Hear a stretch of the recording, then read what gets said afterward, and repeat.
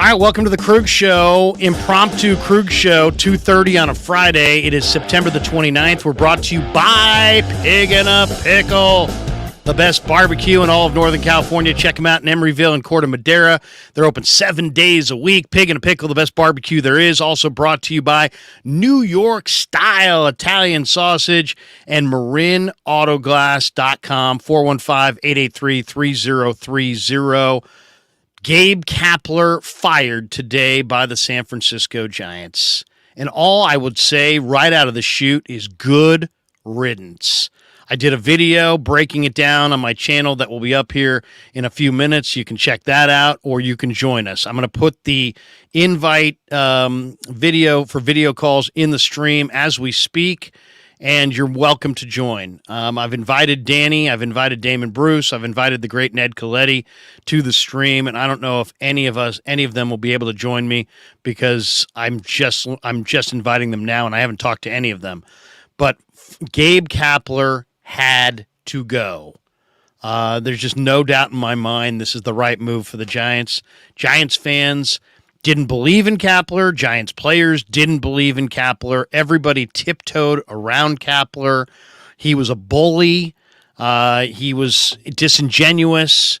He was there simply to make sure that Farhan's analytics were going to be carried out on the field on a daily basis. And he had to go. He absolutely had to go. The Giants have to change the face of the franchise. And I was talking about it the other day with Damon. You know, you go into a grocery store and you'll go down to the detergents and you'll see new and improved Tide.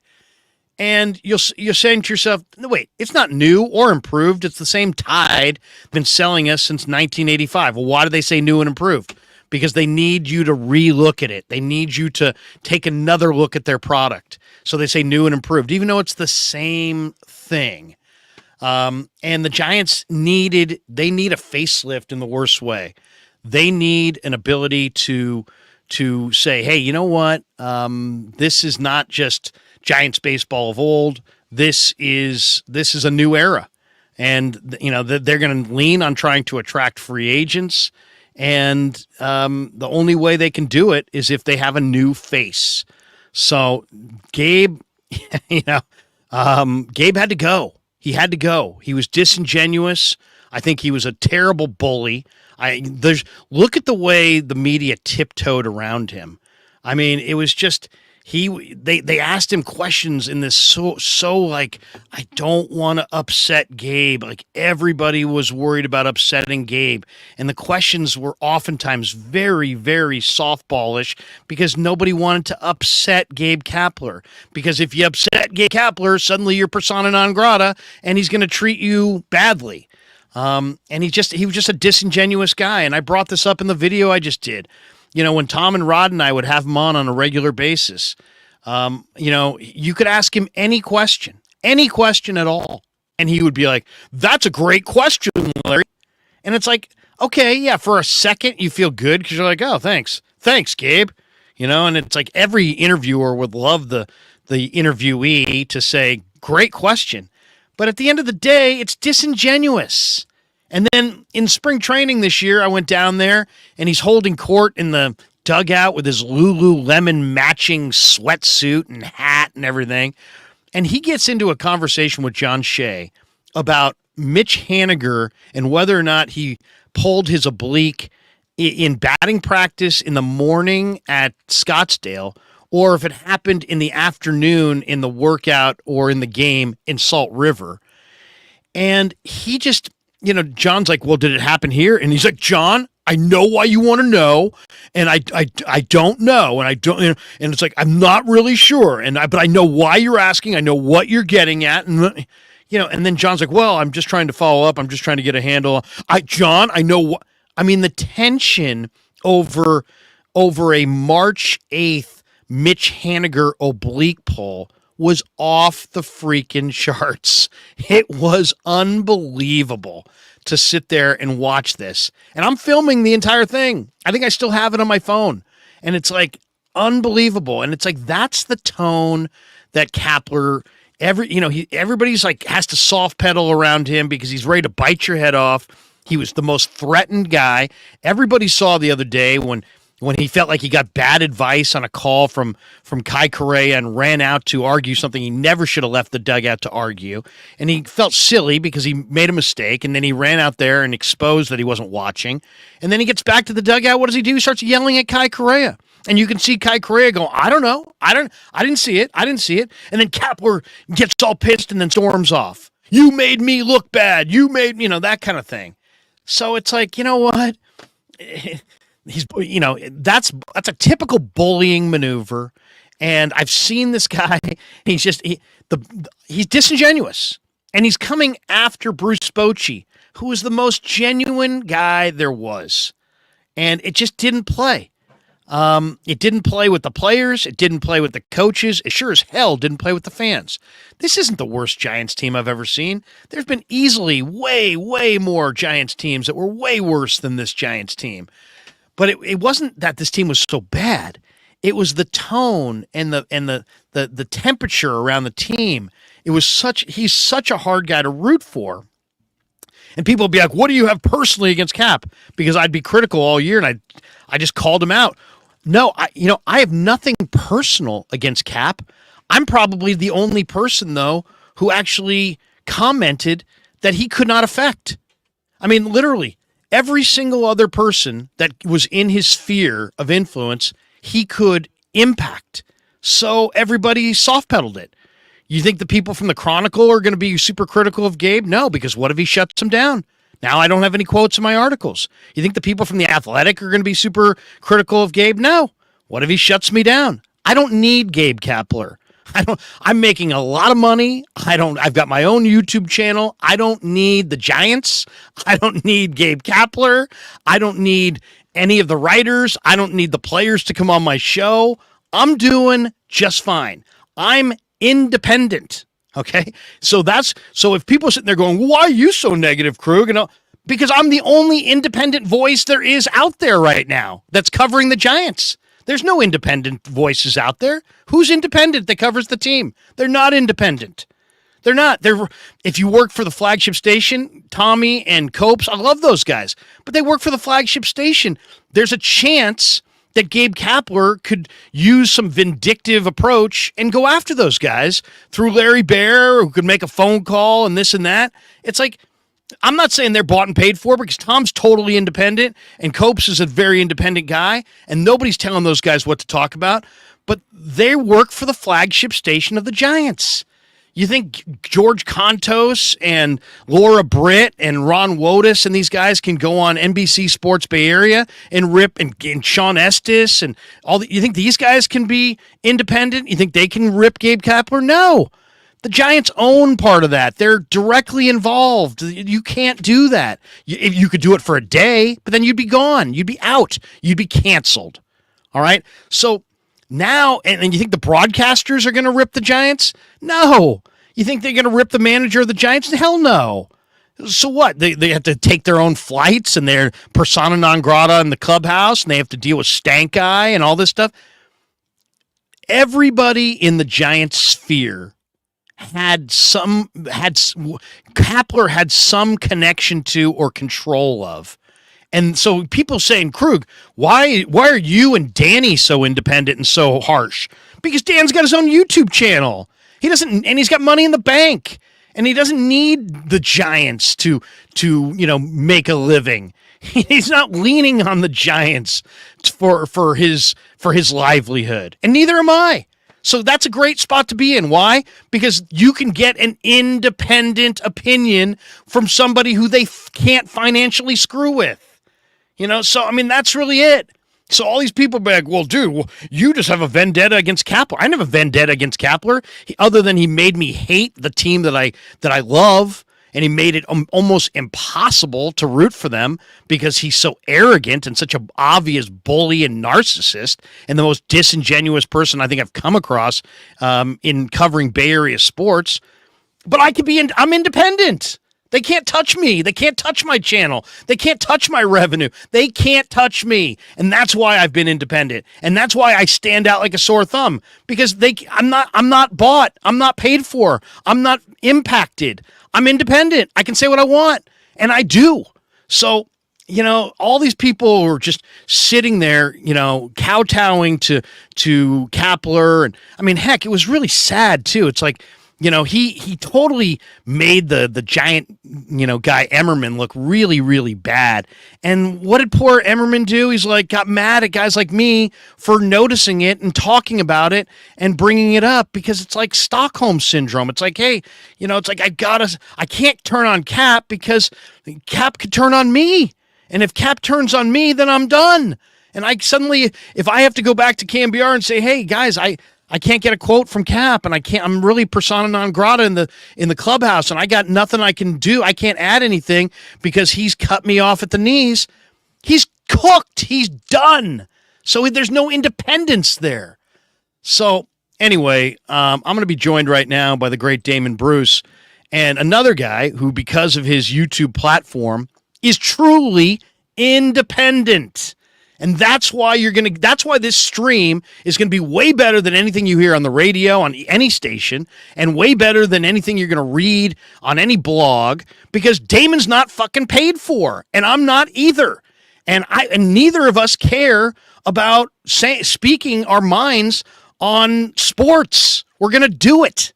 So I welcome in Damon Bruce. We had a great segment last week talking about this. I almost retweeted Damon last night, who had heard the KMBR segment with Farhan yesterday and came, because he's smart, came to the conclusion that Gabe was on his way out. And I was going to retweet it and say, amen, brother, let's hope.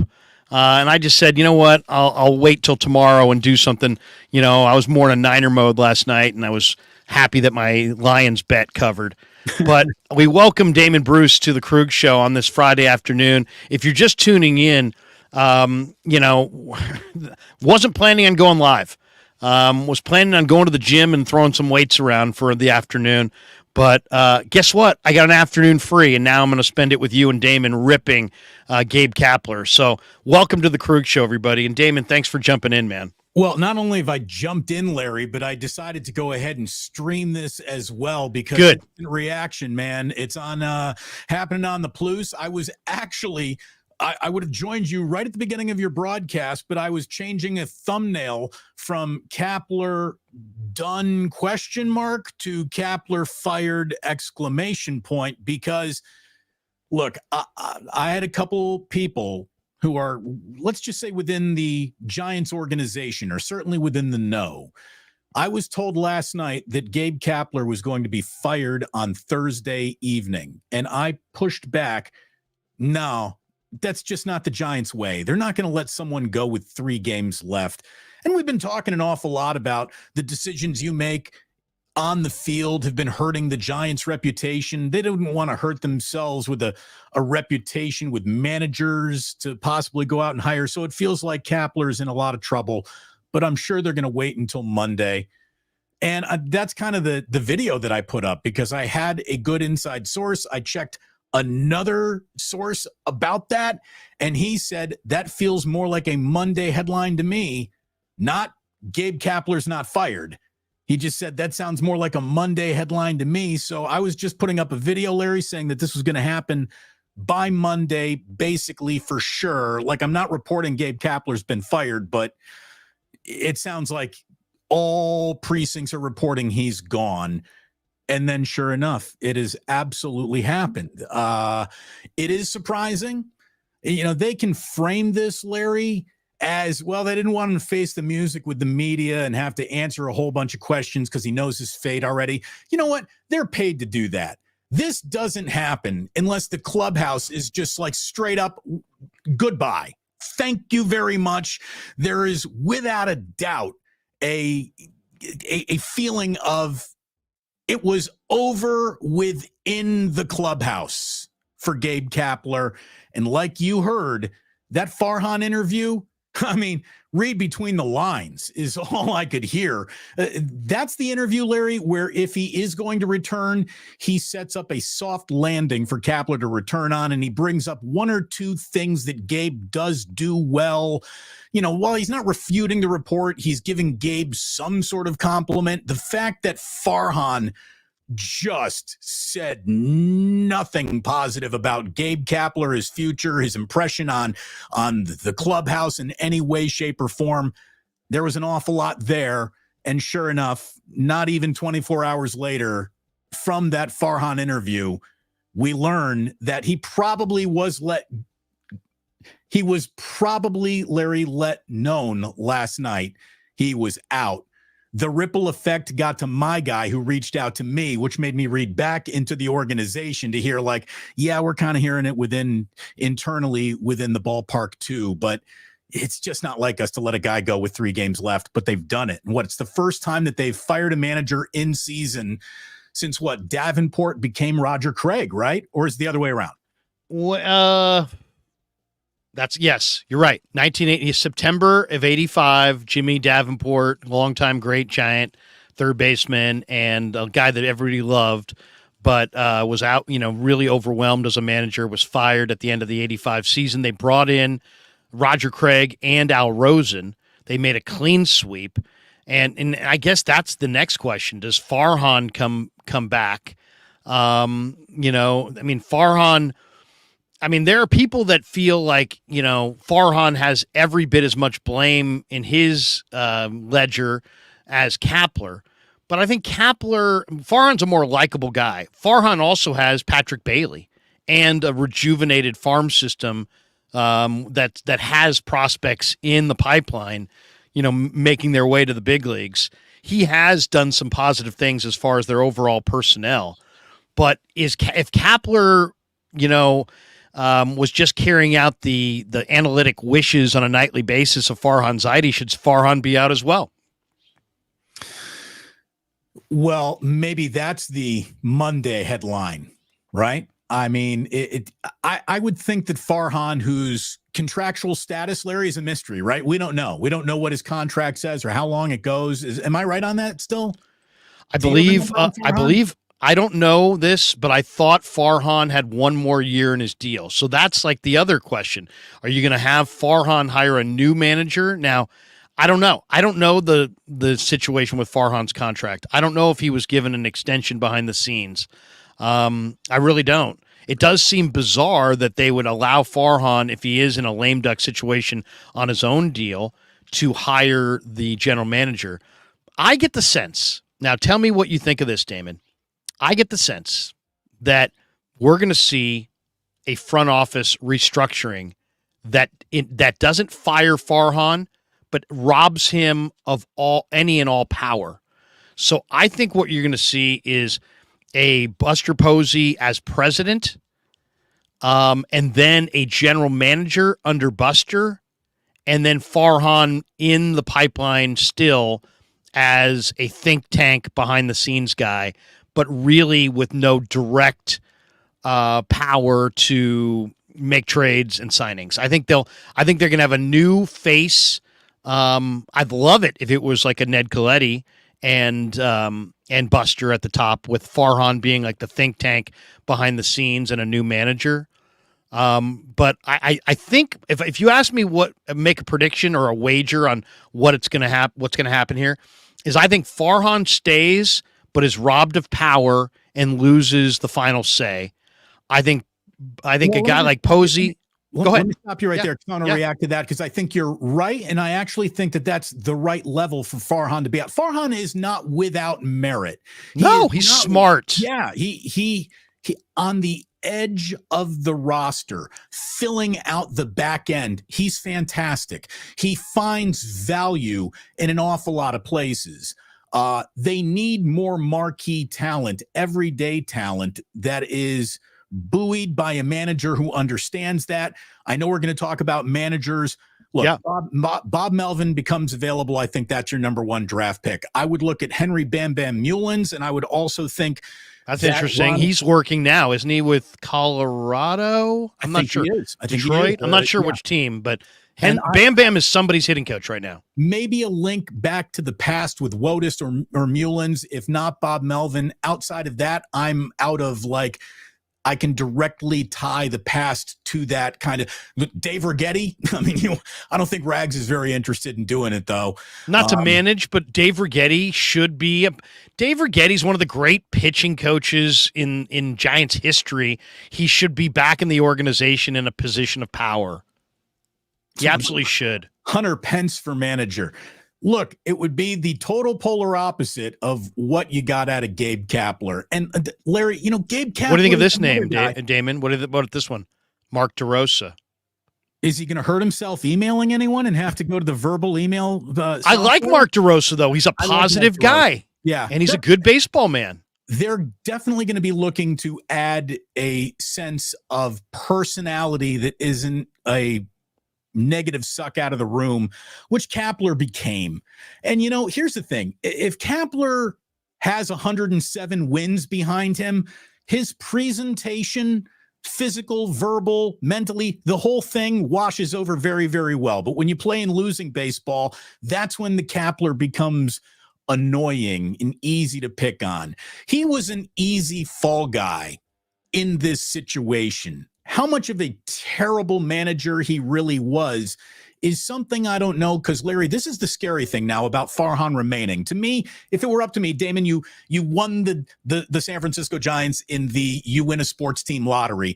Are you keeping Kapler? No, I'm getting rid of everyone. I'm starting anew. That's the way I would do it. But if it is Farhan remaining in a role that is not ceremonial, but in power still, how much of, is he hiring the next guy, and is the next guy trying to trot out a whole bunch of openers and platoon everything? Because that, to me, is the bigger culprit of what is wrong with the Giants.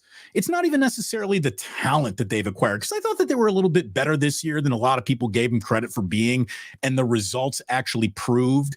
They had a youth movement that if they had just gone to it and stuck with it, I wouldn't have cared about the results at all. I wouldn't have been worried about them. It's the youth movement. You got to give guys time. This whole short rope, long rope, platoon this, bullpen that guy, out of the starting rotation over here, that to me is the problem with the Giants. And if that's Farhan's philosophy, I don't care how good he is at the edge of player development or roster creation. That's the biggest problem with the Giants. It's not just who they're playing with or for, it's how they play baseball. That is a big problem. To me, it's they, I thought you had a great video on the Verducci, and I think that Verducci piece, that I'm so glad that both of us did videos breaking it down, because Tom Verducci doesn't do those kinds of pieces. No. Tom Verducci, he's not a New York Post back page tabloid guy. He's a very responsible journalist who's on the MLB Network. I'm convinced, Damon, that Tom Verducci was told this was going to happen weeks ago. Otherwise, he doesn't even approach that article. He is not going to go bury the Giants just because of their style. Somebody clued him in. The Giants are on the verge of a clean sweep, and he went and did a deep dive to kind of make the argument for them and to kind of win over the baseball fan who some of them hold him in very high regard. So I think the Giant brand of ball is boring. Yeah, it's like the call came from inside the house. It's like Verducci. He was told him, give him the code red, and right. It felt so out of Verducci's lane of journalism that he knew something, because there were a bunch of assumptions in there that would have him uninvited from the, whatever journalists like to get together and pretend everybody's friends at all time business there is. That's what Verducci is in that business. He doesn't want to rock boats. He wants to shine light on good stories. So it was something coming from him. And again, Larry, this is an amalgamation of tea leaves, right? That's what today is. There was an awful lot of writing on the wall about this. Would Kapler last the weekend was essentially, it's like when you're watching a game and the game's over, the only thing you're waiting for was the final score. Like, that's it. Was Kapler going to survive the weekend or not? Giants history suggested, yes, he would survive the weekend. They made the decision to punch Kapler's ticket the night before they started a series with the Dodgers in the final 3 games of the year, Larry. That's so unlike them. And that's why I want to return to where I do think Kapler deserves a bit of a ripping. Forget about how you and I feel about him. Forget about how the media feels about Gabe Kapler. Forget about how any writer or broadcaster feels about the guy. What's the clubhouse think? If the clubhouse liked Gabe, he would be finishing the regular season. When it was brought up to whatever player gets to hear about this first. I don't even know who that is in the clubhouse. Is it Logan Webb after his diatribe the other night? I don't know. Whatever player in the clubhouse gets to hear about this first, Crawford or whoever it is. And they might have even been asked, weekend, up or down? He gave him the straight up Caesar, you die. Yeah, I mean, there was no one who came for Gabe to save him the replaced before the season ended moniker that this now has become. So who would you want as the manager? Who would you, and Fish and Chips says drop alike is hard, Damon. I'm not sure. I think hot, drop it like it's hot or hard. Look at the getting paid in the King's Pound, though. Thank you very much, Fish and Chips. I appreciate that. Look, FBS is higher Coletti and Wotus. I mean, Wotus is a very good baseball man who was a very successful minor league manager who never was given an opportunity to manage the Giants. And I think that Sabian could have hired Wotus instead of Bochy, went with Bochy instead. But I think Wotus deserves an opportunity to manage. I don't know if he still wants it. Look, but man, if he wants it, he'd be a hard guy not to hire. I agree with that. Absolutely, I agree with that. If he wants it. I mean, I heard when he was sort of interviewing for the Tampa Bay job that he halfway wanted that one. He was happy sort of where he was. Again, Wotus is a guy who doesn't want the media responsibility that really the manager. He gets to be the manager without dealing with all the bullshit. And that's what Wotus really liked doing. Look, if the Padres say thanks for the memories, Bob Melvin should be the hire. And if Farhan is still Bob Melvin, the Padres, completely underachieved this year. But you're thinking Melvin, really? Yeah. I mean, look, that Padres clubhouse obviously is a little weird, right? It's a couple of guys haven't solved that problem for whatever reason. Those players have not aligned. Maybe even Melvin likes. Soto likes playing for Melvin, and that's part of the. I don't know. Look, if the Padres are going to say thanks for the memories, Bob Melvin, I would go with Bob Melvin number one. But again, that's why don't you try to get Bruce Bochy to come back? Well, Bruce Bochy is going to win the World Series with the Rangers this year. He's not coming back, Larry. Well, money talks. So he give him the kind of money. The Giants have a ton of money. Will Martinez is what manager is going to want to manage this team with a lame duck president of baseball ops. If Farhan gets fired, guess what? So does the new manager. That's why I'm saying, Will, I think Farhan is going to be retained, but with a different role. I think you're going to see a restructuring. This team needs a new face. They need a Buster Posey at the top of the masthead. They need a proven general manager, a proven manager. This is not a time for some analytics, 22-year-old. It's time for somebody who's got pelts on the wall. It's time for somebody who's done it before. It can't be. I would say the prerequisite here is this can't be your first rodeo. I don't care how talented you are or how many people like you or what your resume says. If you've never been managed and had success in the big leagues, I think you need not apply. I would agree with that. So again, I like Melvin. Melvin's a Bay Area guy. He's an ex-Giant. He went to Cal. He's exceptionally bright. He's got a tie to Farhan. But what's Joe Madden doing? Joe Madden would be nice. I like Joe Madden doing right now. You want to talk? Joe Madden would be a breath of fresh air. He'd certainly be a media favorite instantly. But look, I've gone through a World Series as a Cub fan with Joe Madden. That's not exactly smooth sailing. There is, I don't know. I've always liked Joe Madden an awful lot, but his greatest moment came in one magic moment that he almost happened in spite of some of the decisions he made. But look, I like Joe Madden. Maybe, I don't know. This is one of those let the major league wheel turn situations. I don't think they need to rush into this hire. Doesn't need to happen soon. You're going to want to see how this baseball season officially lands. And I know that there is a big call for Buster Posey amongst fans because that's a name everyone likes to say out loud. And normally you could say the word. He's moving back. Yeah, he is. But he's not coming back to be the manager of the Giants. But wait, no. But think about it. Doesn't he already have a piece of the team? I don't know. I think he does. And he's not leaving Georgia to come back to the Bay Area for anything short of team president.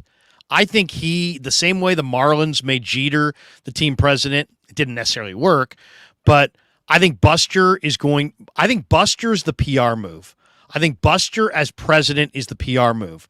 I think the ideal combo would be FPS says Coletti GM, Posey his assistant. How about Posey as president, Ned as GM, and then let Ned hire a manager? Ned's hired Joe Torre in the past. Would you take Joe Torre?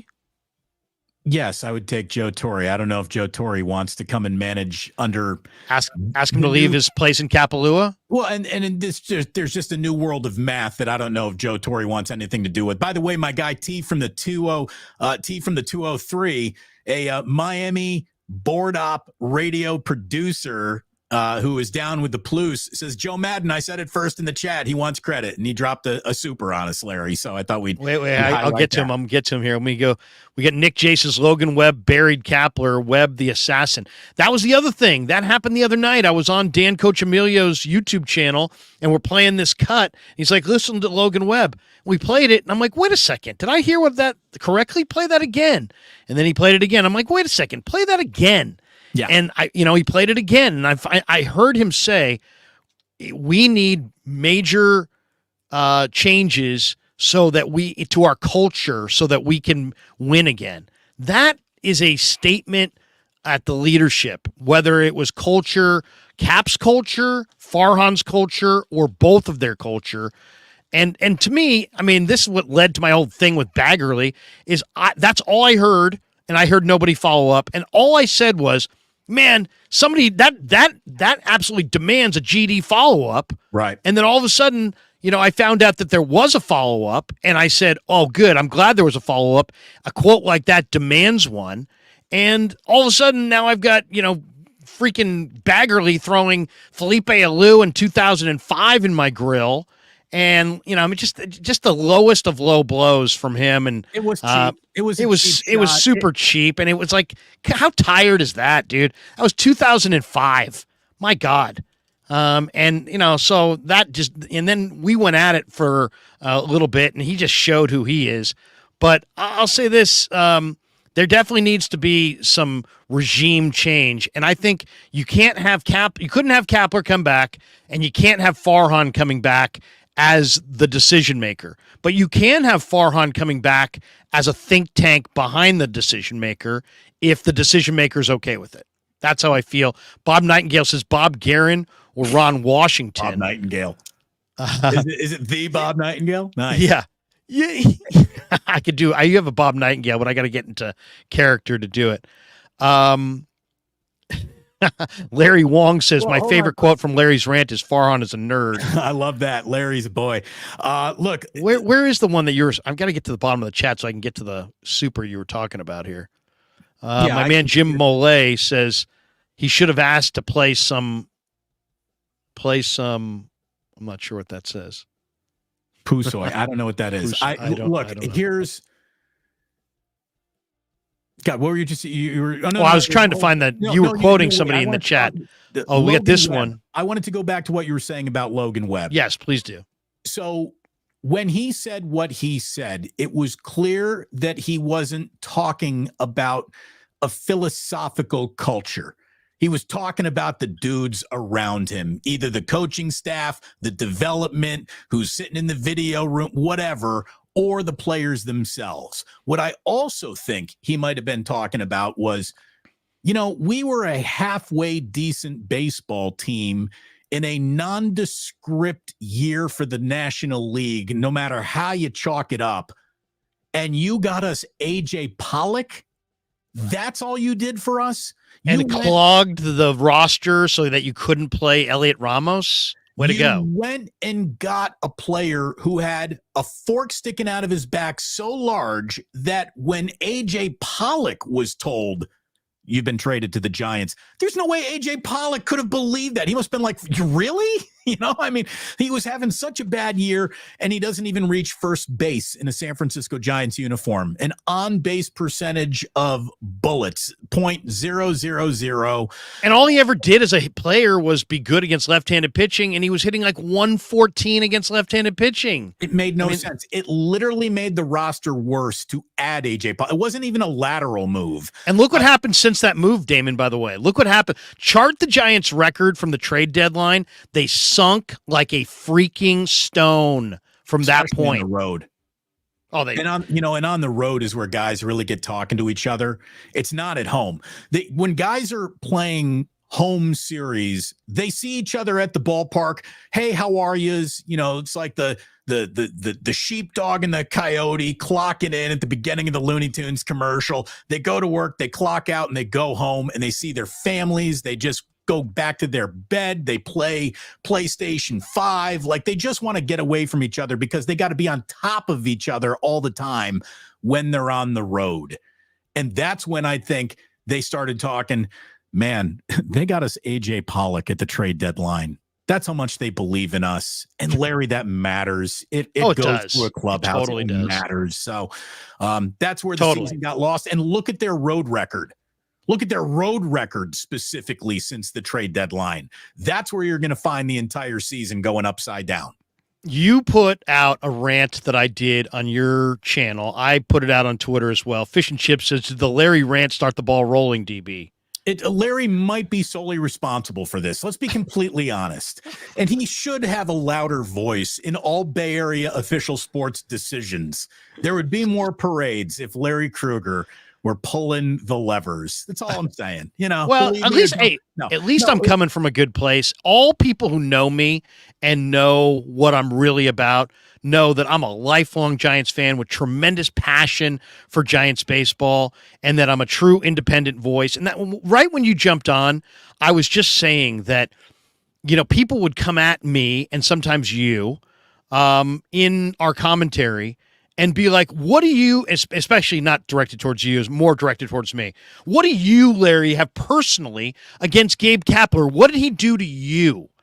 And it's like, he did nothing to me, except I have a platform where I'm not impacted by Larry Bear or Larry's wishes or the Giants wishes or Gabe Kapler or Farhan Zaidi. So guess what?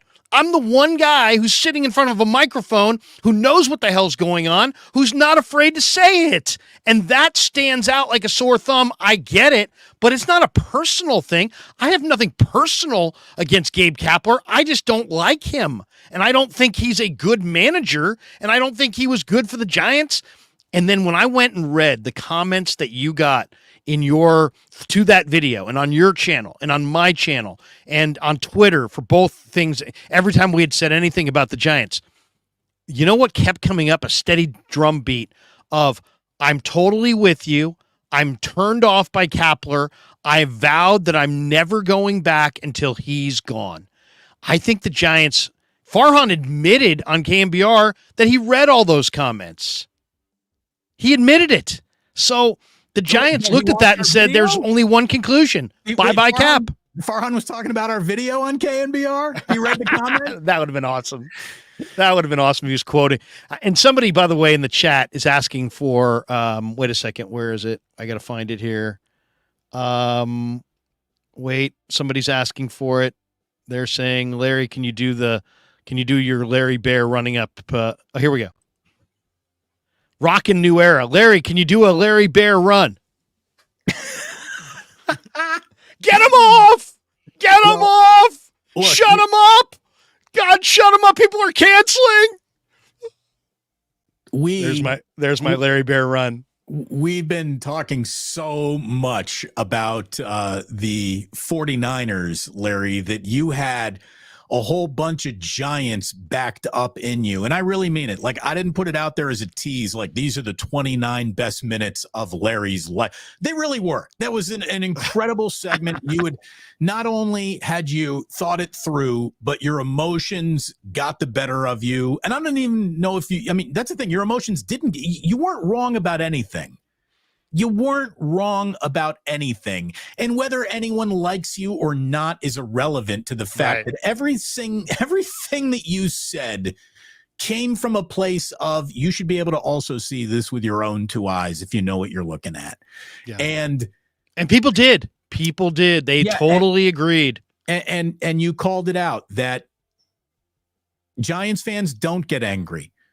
They don't call sports talk radio like they used to when you and I were, on KNBR 15 years ago. And the world was just a different, like, angrier kind of place, right? Not that the world's unangry right now, but it's just, there was the silent protest that you brought up so well. There was just a clear turning away of even being interested in the Giants. And it was not just a silent boycott. It was a silent boycott. It wasn't just a factor of apathy. It was a rejection of what I'm seeing and what I get when I pay for it. That's what fans here do speak with their wallets, and they have spoken so implicitly to the Giants. And look, I've seen Giants fans show up in bad years. That ballpark is still absolutely 100% on the you got to see it with your own two eyes Major League Ballpark tour. The ballpark draws 50, 60, 70,000 fans a year all by itself. You know what I mean? Like, that's how great of a ballpark that is. West Coast Wrigley. And they didn't have a single crowd this year that made me go, wow, that's a big crowd. It was amazing. Did you see the video that KMBR put out of all the people leaving in the game, in the middle of the game the other night? No, I didn't. Oh, it was amazing. They were heading for the exits. I'll say this, too. This is an inside job. And why do I say that? Because Dan Cochimilio was telling me that they went to the season ticket holders and gave them like a September, like, you have to decide if you're going to re-up in September. It was like a September re-up, and like otherwise you were, they were, and it's like, I think they knew that people were lukewarm on the regime at best, and had a lot of reservations about any purchases of tickets in 2024. And I think they wanted some internal analytic where they could say, hey guys, we put out a who wants a re-up, and 1% of our audience wants to re-up. We have to say goodbye. You know what I mean? I don't think they don't have a Sabian anymore. They don't have somebody who's got the courage of their convictions. So everybody's tied to pie charts and projections. And so since they're tied to pie charts and projections, they made sure that they had a projection that was flat out ugly so that they could do this. So they could justify to anybody who disagreed with this internally, oh, you disagree with this? Here, 0.2% of the people who are season ticket holders, when we lost 20, you said it, one of every 4 people who was a Giants fan in 2016 is not back. They're gone. They've lost that was a Verducci. That was in the Verducci piece, right? Since 2018, they've lost 2018. Since 2018, they've lost 26% of their audience in terms of paying customers. Right. 26%. So more than 1 in 4 Giants fans said, I'm not returning. I mean, I think that when they put that out there in September, Damon, somebody internally said, hey, we'll put together some information here that will make it impossible for us to do anything going forward with this group. It will give us the license that we need internally to make this all happen. Let me hit the supers, and then we'll get back to this. FBS is Coletti GM, Posey is assistant, Wotus manager. Yes or no? I could go for that. I could go for that absolutely. We got this one from Nick J. Logan Webb buried Kapler, Webb the assassin. Okay, we already got to that one. Thank you. The Recovery 716. This makes me excited for Giants baseball again. How many Giants fans agree with the Recovery 716? I bet you a lot. It makes me excited for Giants baseball. So, I'm more apt to watch the game tonight. It just so happens I've got about another 20 minutes, about a half an hour I can spend with you. You're going. I'm going tonight. I got great tickets right by the batter's circle for the visiting dugout, and this is going to be a very interesting night to be in the ballpark, just to feel the reaction of the crowd, and if more people are going to walk up. I mean, they probably had a pretty good crowd coming for this one final series of the entire year. It's the Dodgers. Like they were probably looking at a decent crowd. Wouldn't it be amazing if they sold out tonight? I got a question I want to ask you about the timing on this, but let me just get through these supers. All right. Rob Della, 199. Thank you, Rob. Rob Della, again, 199. 199. There's my boy, T from the 203, right T there. from the Joe Madden. I said it first in the chat. There you go. Great mind. Sven says Krugs literally manifested this after his epic rant. Well done. Better days ahead. Coach suggestion, hot take, Ichiro could be a Shohei poll. God, Ichiro's a baseball genius. There we go. Sven, Krugs literally, okay, then did he do that twice? Yeah, he did. He did two of them. Sven, back-to-back $5 on this one. Boom. Thank you. Doubled up. Probably accidentally hit the button twice, poor guy. Yeah, that's all right. I'll take both fives. Taco Cruiser. Mark Kotze might be available. Players like him. He's a good baseball guy. Tough guy, too. Jim Mole in the house. Krug, I can make you Brock Star, or I can break you, Kapler. That's right. It all happens on the Krug show. I make you or I break you. And then MF says, Larry, I heard Ned say that going to Mike Murphy's ceremony was his favorite moment of the year. He seems like he's fond of the Giants. Coletti Posey 2024. For president? Damon, let me ask you this. Why now, in your mind? Why today? Do you find today, is there any, do you think they were worried about anything Kapler might say or do? Why did they dump him? They could have waited till Monday.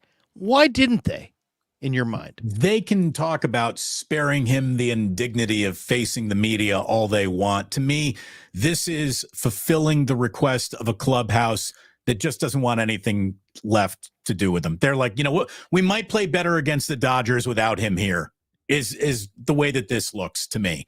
I just think that the weird change that he had with Brivia the other night when he took the ball from him on the mound, like, go ahead and tell me that there's nothing there all you want.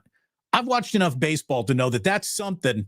I don't know what that is, but that's not an awful lot of respect between a pitcher and a pitching change. There is a physical level of disrespect happening that I can see, and we can all see it too, right? Are we going to pretend it's there or not? There's some people wanting to pretend that, no, there's nothing there. Just a little weird. Like they went in for a bro hug and they would something else happen. No. This isn't one of those like, oh, I was going to shake your hand and then I was going to give you knuckles and and then we ended up doing like you pound my extended hand and then so it's like two weird. No, that was the awkward handshake. Yeah, this was not an awkward handshake. Something was up there. And I just think Kapler, look, at the end for any manager, I think across Major League Baseball, Larry, the last group of people who want the manager fired is the group of people he is around every day. And I think that group of people didn't necessarily want him around another day. This isn't about saving a man. The indignity of facing a slow pitch softball media. This was about making this clubhouse finally, for the first time, maybe all year, acknowledge your general manager hears you, everyone. You know, Farhan didn't hear this team at the trade deadline, didn't get them the help they needed. And they've been asking for a change or something. And this is Farhan finally saying, all right, okay, I hear you. We are going to symbolically sever this to let everyone know that this is a big part of the reason why this didn't work. I also think it takes the heat off of Farhan a little, and he looks in charge, kind of doing this, and there's a little performative to it. Or again, maybe Farhan's got a 3-4 year deal that we don't even know about, and he's safe. He's totally safe, and he's about to go out and make another hire that will do similar tactics but with a different package.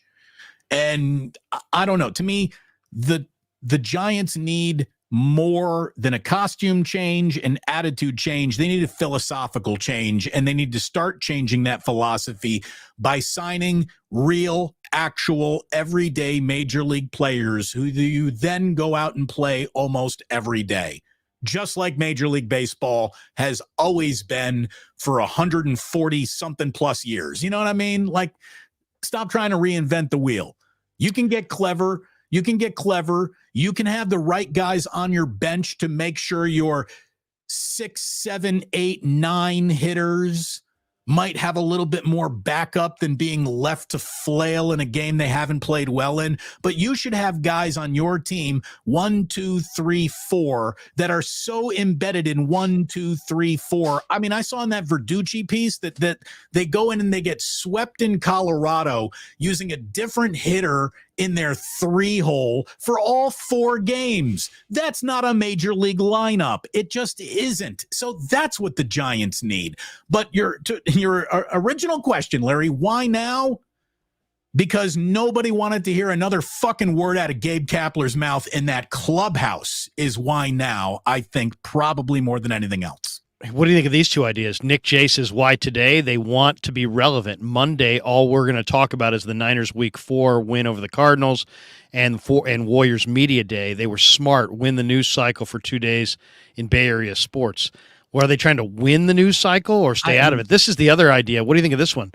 Woodpit 420. FP was saying they didn't want him facing negativity during the Crawford celebration.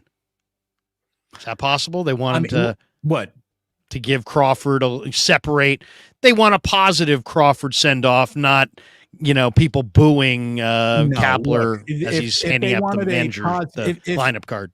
If a positive Crawford send off was a target that they were shooting at any point in time this year, they wouldn't have signed AJ Pollock at the trade deadline. I don't think that's got anything to do with it. Rob Della says banners on Embarcadero say Giants baseball, nothing like it. So true. So true. So, well, I'll tell you one thing that shows. Why do you think? Well, you answer your own question. Why do you think it was this weekend? Or excuse me, not this weekend, but today? I don't really know other than it's not them. It's not who they are. It's not who Larry Bear is. I think they feared. I think they feared Kapler, doing or saying something that would somehow get ugly. I think they feel like he's just emotional enough, just random enough, just narcissistic enough that he might actually do or say something that they would lose control. It's the same reason that when they get rid of people on the radio, you don't have a last show. They I don't know what you're talking about.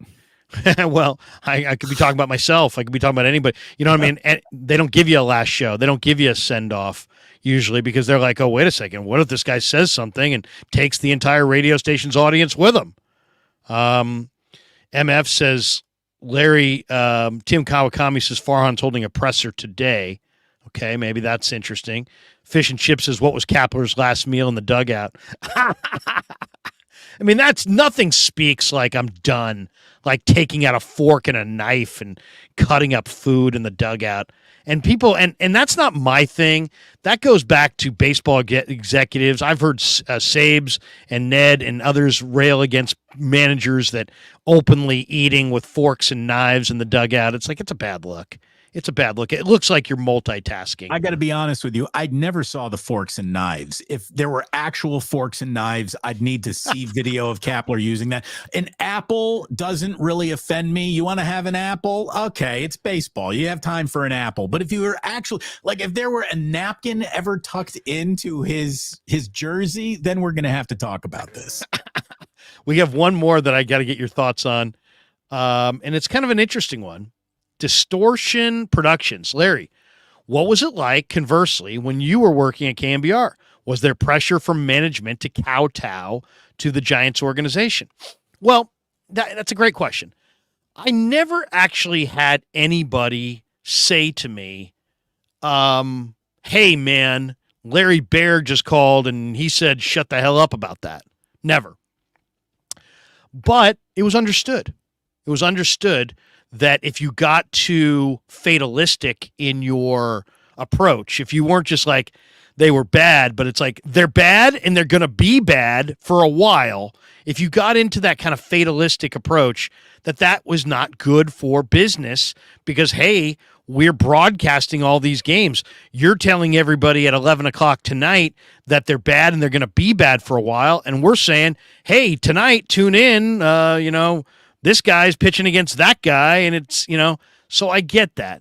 But I'll say this, the previous management, Tony Salvador, Bob Agnew of KNBR, there was a level of independence that they would rebuff the Giants from impacting the hosts, and that's why Ralph was so damn good. That's why Gary Radnich was so damn good. That's why at times I was so damn good, because we didn't have those guys in our lap saying, what the hell? Because Bob and Tony shielded us a lot of times from that and would push back on the Giants, who would call up and invariably complain. And they'd push back and say, hey, man, you run your business. You got your own issues. We'll run our business. We got ours. Don't tell us. We don't tell you who to put in your lineup. You don't tell us who to put in our lineup. There was a little bit of that. There was a little bit of like Tony Salvador was not the kind of guy you wanted to push around. But he was a businessman as well, so there was limits.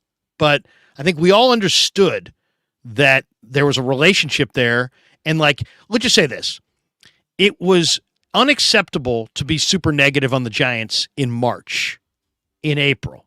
It was totally acceptable to be ripping the Giants to shreds in August and in September. If they deserved it. If they deserved it, yeah. But even if they deserved it, you couldn't rip them in March. So because we got too many games coming up. Too many come see it, come listen to it, right? So but give me your perspective. Tony Salvador protected you with a shield up until he didn't, right? Right. And then the next host of Sports Phone 680 was yours truly.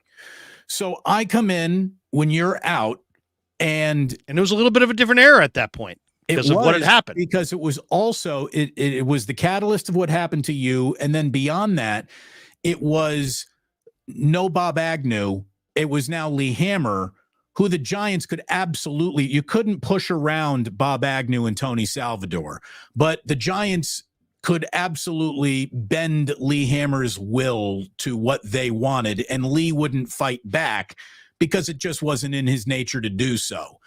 And when it started, I knew that I was in a little bit of trouble, maybe with the Giants at KNBR, when they started having Dave Fleming do like he would host Sports Phone on night of home games. Like they didn't want. I remember that.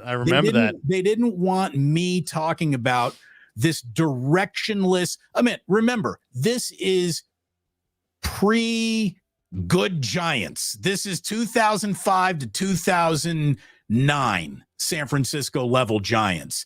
This is bad. Pre-Lincecum, the whole World Series core getting assembled. Yeah. These were the dark days. This was pitchers asking openly, what's the point here? That's when this was. So, because everyone was angry that the team was being sort of held captive by Barry Bonds' home run pursuit. That felt like the goal more than winning baseball games was the goal. The Ryan Klesko era. They replaced me with Dave Fleming, and they were like, hey, it's just more nights off a year for you. I'm like, yeah, that's not what I'm here for. I'm here to do shows. But okay, it's Dave Fleming. How'd that make you feel, by the way? I never asked you about that. I was not happy. Dude, I've never nodded. I look at it this way. If the answer is here's a microphone, do you want it? My answer has always been yes. I want the microphone. That's what I do for a living. So I wanted the microphone. They took it for home games. And then eventually it was me on 1050. And I just felt that my real criticism of baseball operations did haunt me in a way that you didn't. And I was also, maybe, Larry, here's the thing. You grew up a Giants fan. I did not. So maybe there were some courtesies that you were willing to give the team that, as someone who did not grow up rooting for the Giants on his father's knee at Candlestick, I was just a little bit more matter of fact about how not about to win this was than they liked. So I did feel that it was a part of it. And then again, I had people who told me Gabe Kapler's fired before it happened. I had a guy at SFO told me that Melky Cabrera just got popped with steroids. And I was like, oh, and I went into Lee Hammer's office and I said, I have it on very good authority. And I've double checked it with SFO and Airport PD, and Melky Cabrera has been busted with steroids to the point that it was addressed to him. His girlfriend signed for it at his apartment. Do you remember this story? Yeah. And I had it a month before the New York Times, and Hammer made me bury it. And he said, if you go on the air with it, you'll lose your job. And I couldn't lose my job at the time, so I just pretended I didn't know, but I knew. And Marty Lurie was actually sitting in that room when it happened. And that's the only time I ever really felt like, all right, I just got a directive about what I can or cannot say on the air. That bothered me a little. And not too long after, I took the job at 95.7 The Game. Wow. We got somebody in the chat, Damon, who says, Jesus is Bob Melvin hired as new Giants manager. That didn't happen, right? Huh? This is Jesus screwing with us, right? No, Bob Melvin hasn't been fired as manager of the San Diego Padres, so that's not going to happen. Yeah. So yeah, I don't think you're going to see something that somebody said Will Clark. Will Clark, I'll say this. I would want smart, tough, sound, experienced baseball people. But it would be nice to have somebody like Will Clark's fire in the dugout. I find Will to be very refreshingly. He's got a refreshing fire to him. Ryan Vogelsong would be a phenomenal pitching coach. Why? For the same reason: smart, tough, tons of fire, tied to better days. The Giants need multiple things. They need new players, but they need players to consider coming here. Once Tom Verducci painted them as their whole brand as tedious, it was time for new and improved Tide. Right? I mean, the Giants need a new branding. And I think Buster's going to be part of that. I would love it if Will Clark was part of it. Well, Will has an autistic child. He lives in Louisiana. I don't know that he wants to be that far away from Trey and his wife and his family. I don't know that Will wants that. I would love Will Clark to be part of this. I would love Vogie to be part of this. The Giants have a lot of great history, and there was no reason for them to be wed to Kapler, and there's really no reason for them to be wed to Farhan as the chief architect. But I think Farhan is the kind of think tank guy and the kind of egoless man that I think they could retain him as a think tank internal guy and have somebody over him and take away his power, and he doesn't have to be fired per se. So even if they gave him a contract extension, they could just keep paying him his contract to be, Farhan, you're our think tank in charge of the amateur draft. I mean, they've done a pretty good job in the amateur draft at times under Farhan. I mean, they got Patrick Bailey. They've had some nice young players coming through the pipeline. So I'm okay if Farhan sticks around, but I'm not okay with Farhan sticking around as the czar of all Giants baseball. No. Well, and I honestly don't think that there's an awful lot of finger pointing to at this major league coaching staff, which again, I thought got more out of little than a lot of teams would have. I mean, there's a reason why the Giants had to play mix and match baseball, because they didn't have everyday players. So go back to the concept of everyday players, have a little bit more old school, buttressed by a new school approach in other areas. But your new school approach cannot concern your 2, 3, or 4 hole hitter. You want to talk about what do the Giants really need? They need Shohei Ohtani. Nothing short of Shohei Ohtani to get the fans back. Do you believe that? Oh, yeah. Oh. But Damon, aren't you fearful of the fact that the Giants would have to pay Shohei Ohtani as the rarest of rare two-way players when they don't know if he's really going to be that two-way player? Doesn't that seem like a massive gamble to have to pay a guy the kind of money that he's going to command when he's not going to pitch next year? Don't you think that's very risky? If you've got money to donate to Herschel Walker's senatorial campaign, you got money for Shohei Ohtani. That's the Giants' financial woes. Kiss my ass, Larry. Yeah, like they own their own ballpark. They're printing money. They are printing money. The entire Mission Rock development, think what every square foot of that son of a bitch is going to be rented for. They can afford 2, 3 Shohei Ohtanis. But the truth is, there's only one of those. And I don't care what the risk is, what the situation might be when he can pitch again, yes or no. Here's what you get. The single most interesting aspect of the game to offer your fans. That's it. There's nothing more interesting in Major League Baseball than Shohei Ohtani.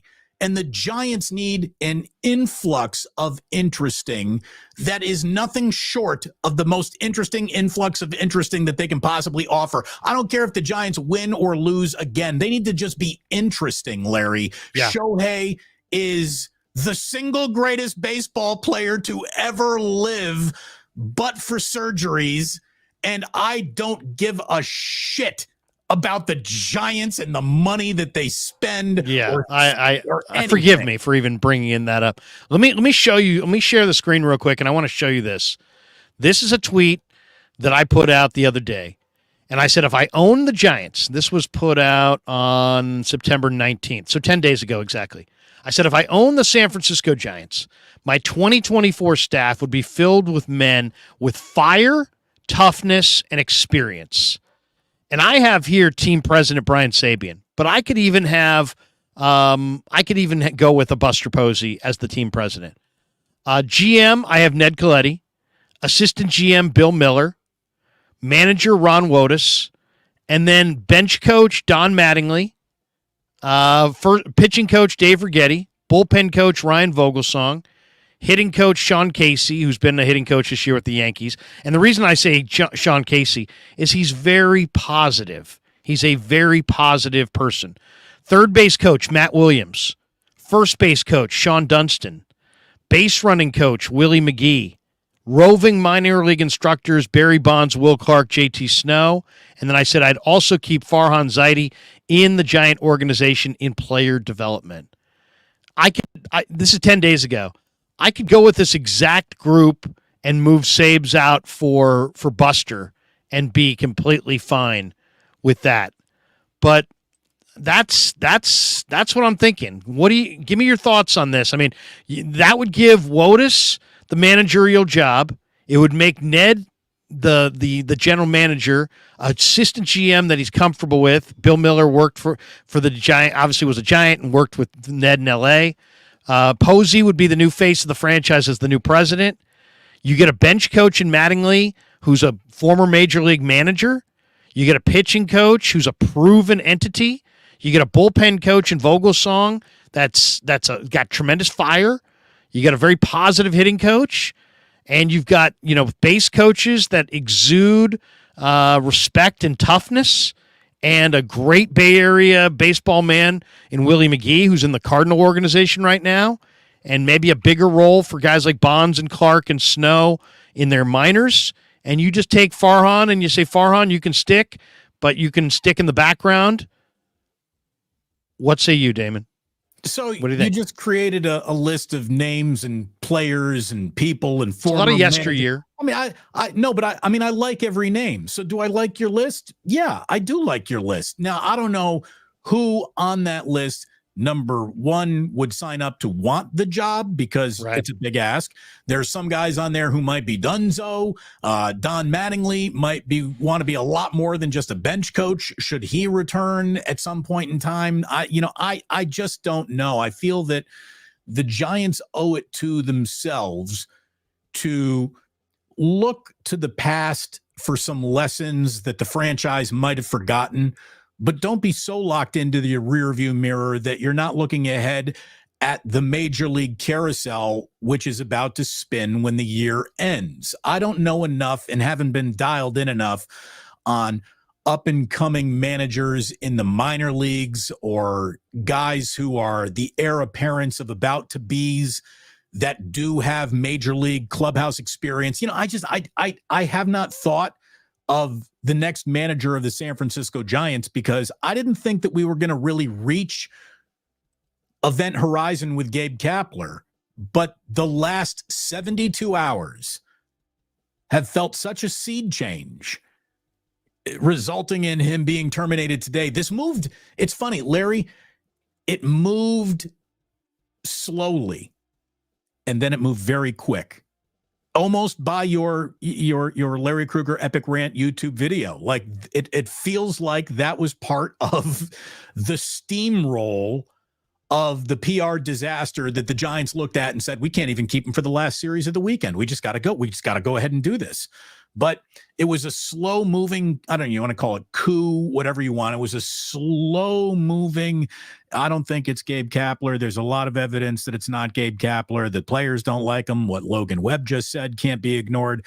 Then the Farhan thing, then boom, it was over. Just, it fell down fast. So it's quite a development. It really is. Again, I want to say Henry Bam Bam Mullins is a guy whose name I'd like to see involved in a list. I think he's got a lot of credibility as a manager, Great call. especially in the international player pool. What was he over with the Netherlands before he was? Bam Bam's very bright. He was a good hitting coach. Yeah, that's an interesting name. Very interesting name.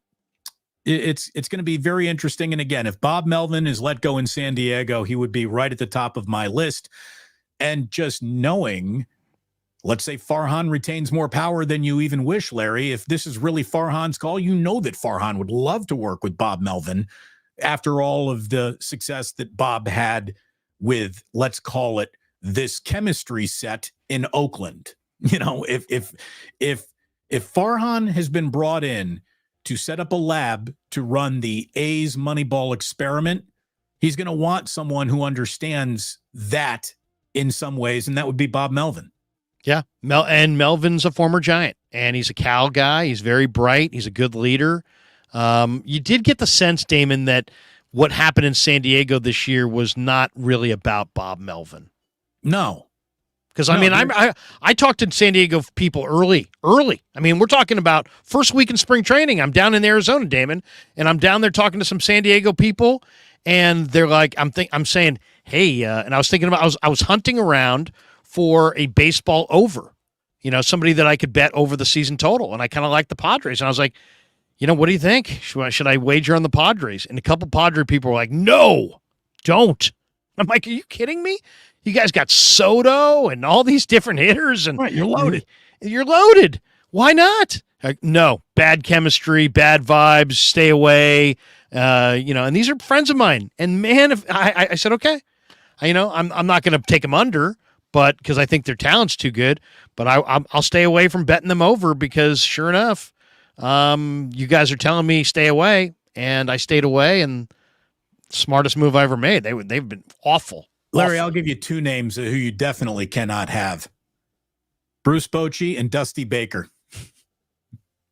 Those guys are working elsewhere in Major League Baseball, right? Wouldn't you love either one of those guys back? Bruce Bochy or Dusty Baker? Come on, man.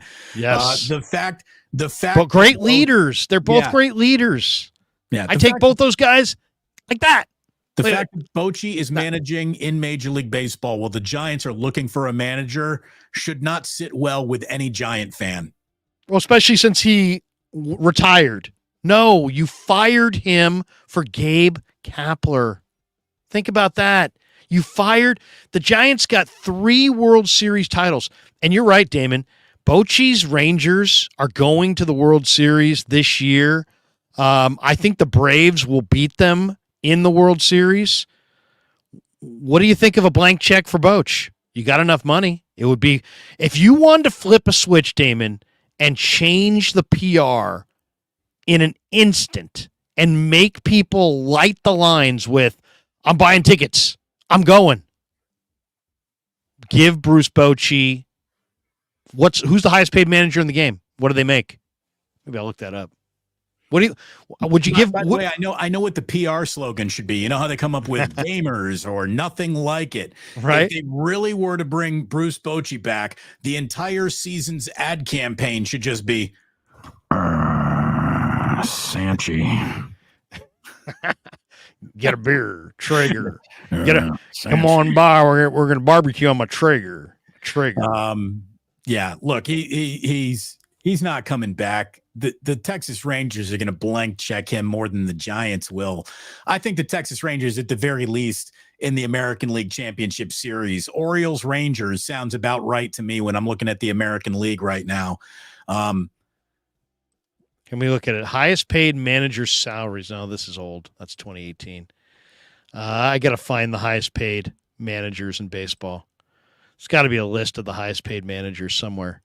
If anybody's got a list of the highest paid managers in the game, let me know. But I would take whatever the highest paid manager in the game is, and I would give Bruce Bochy more than that guy, and immediately you would have people coming back.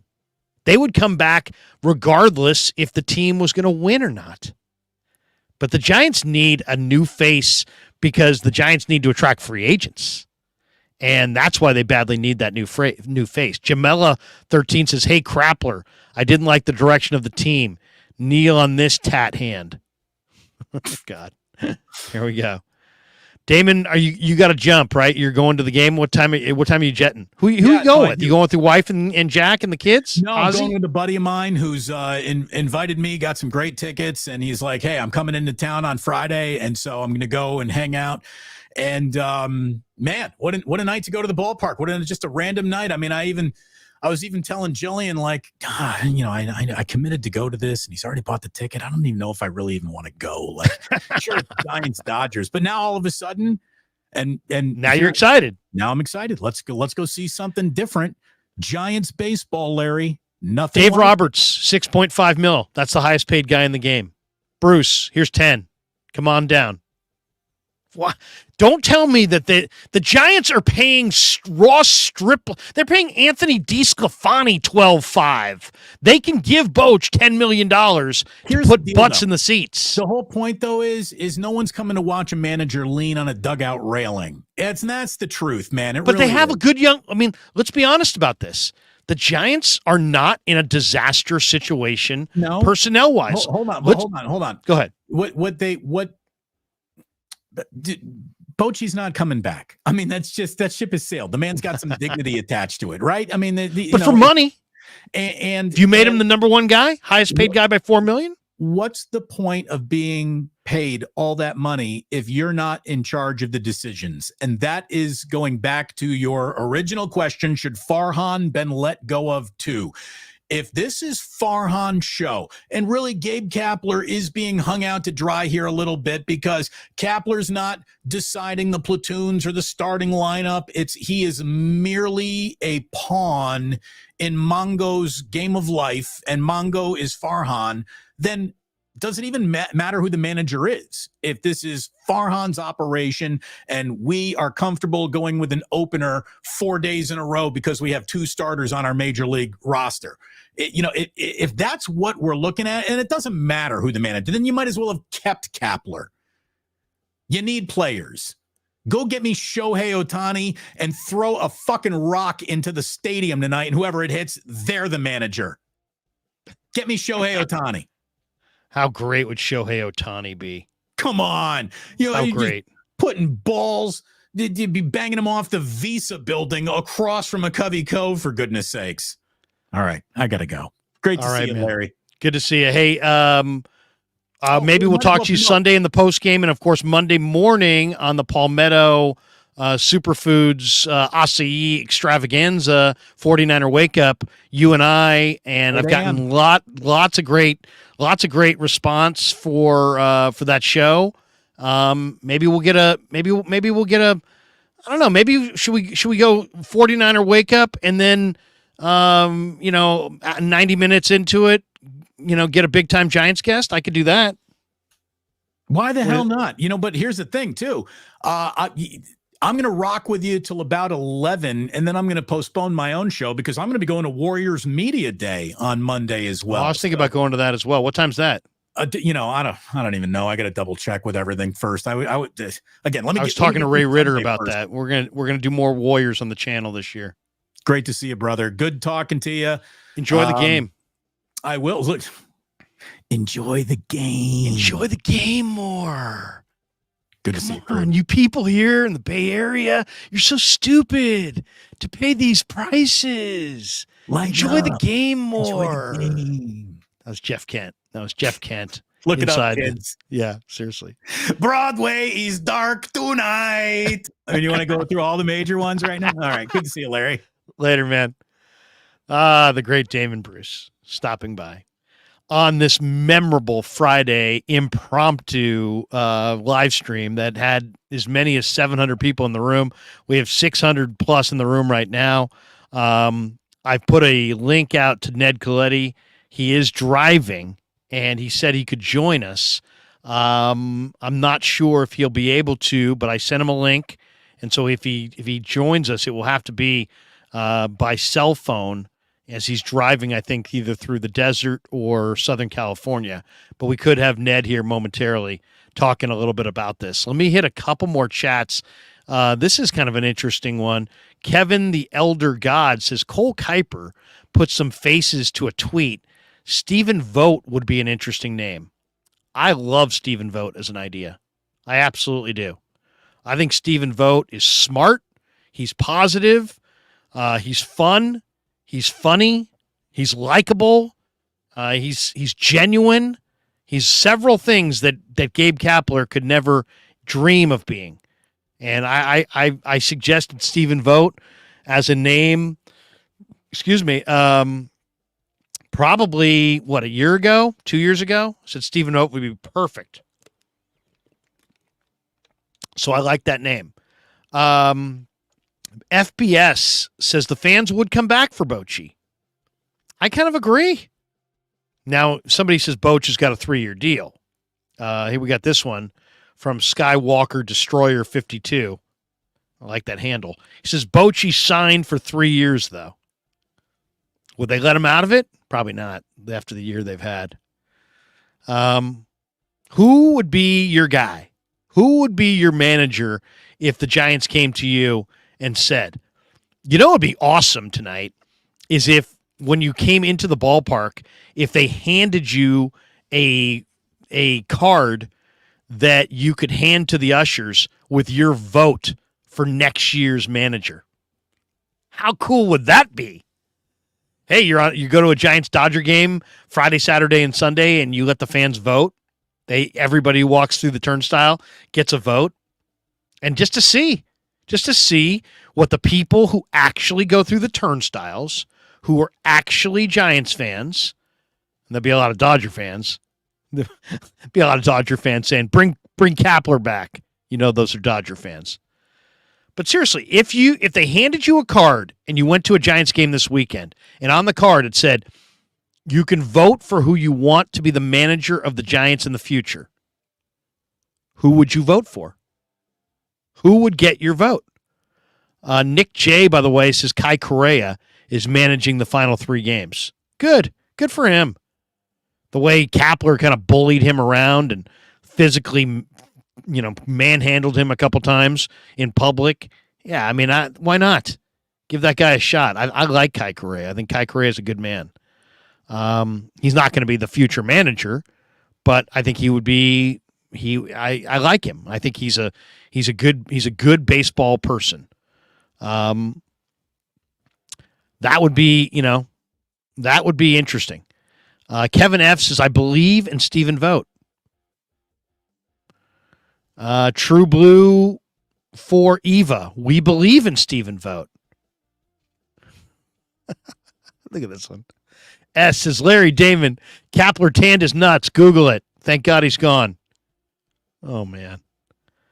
The Recovery 716 says, Will Clark would be amazing. I'm just a fan, and he makes me want to run through a wall for him. I agree. Erwin Kwong says, Larry, stay hydrated. Larry's staying hydrated. That's right. Let me take a poll.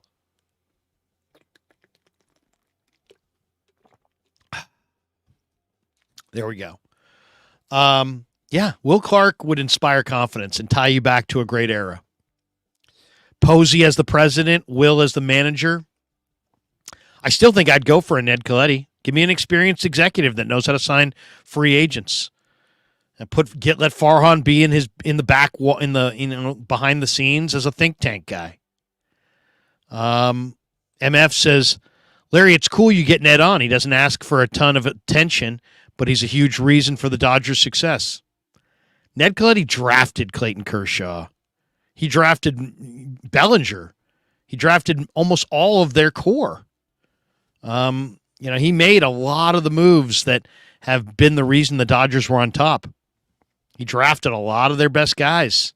Go look it up.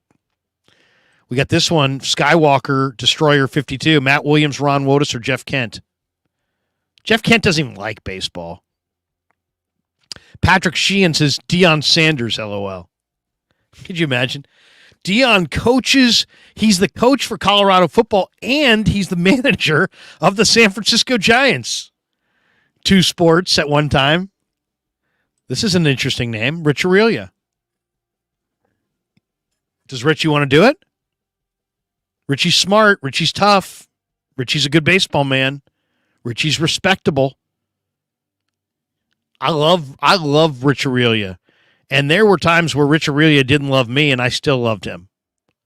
But I'll tell you, when I covered this team and was in the clubhouse every night at the end of games, and in that era where Bonds and Kent would flip you the bird, Bonds would hit 2 home runs. Kent would hit 1.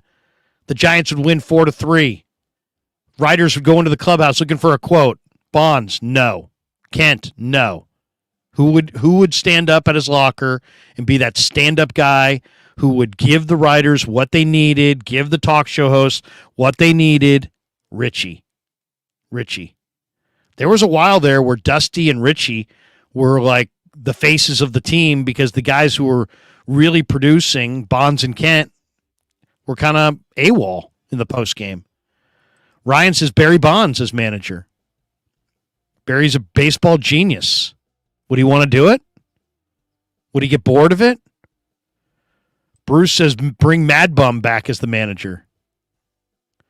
See, that's at the end of the day, the thing that I keep thinking about, even though I respect Farhan, would a Farhan-led Giant organization, would we have even seen Madison Bumgarner, the way he was utilized in Game 7 of the World Series? I'd say no.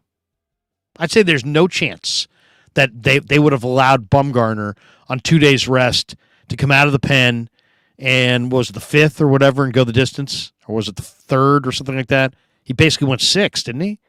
I have to look that up. Maybe 5? I can't believe I've forgotten how many innings he went. Mike says Alyssa Natkin, the manager. Make her the manager. Sac State. Bzz, bzz, stingers up. I'm a Sac State person, so I'm a big Alyssa Natkin fan. We got this one. Must be trouble. I like Bob Guerin. That doesn't excite me. Nick J says, Larry, what would Ralph say about today? Gabe Kapler's a nice guy, and I told him I'd send him in a meat cheese and, get some of the lemon pepper wings, and I told him the hand tattoo was a bad idea. I told him, you can get tattoos, you just can't get it on your hand. Everybody's going to see it. They're going to talk about it. They're going to make an issue of it, Gabe. I told him over and over. I told Tom.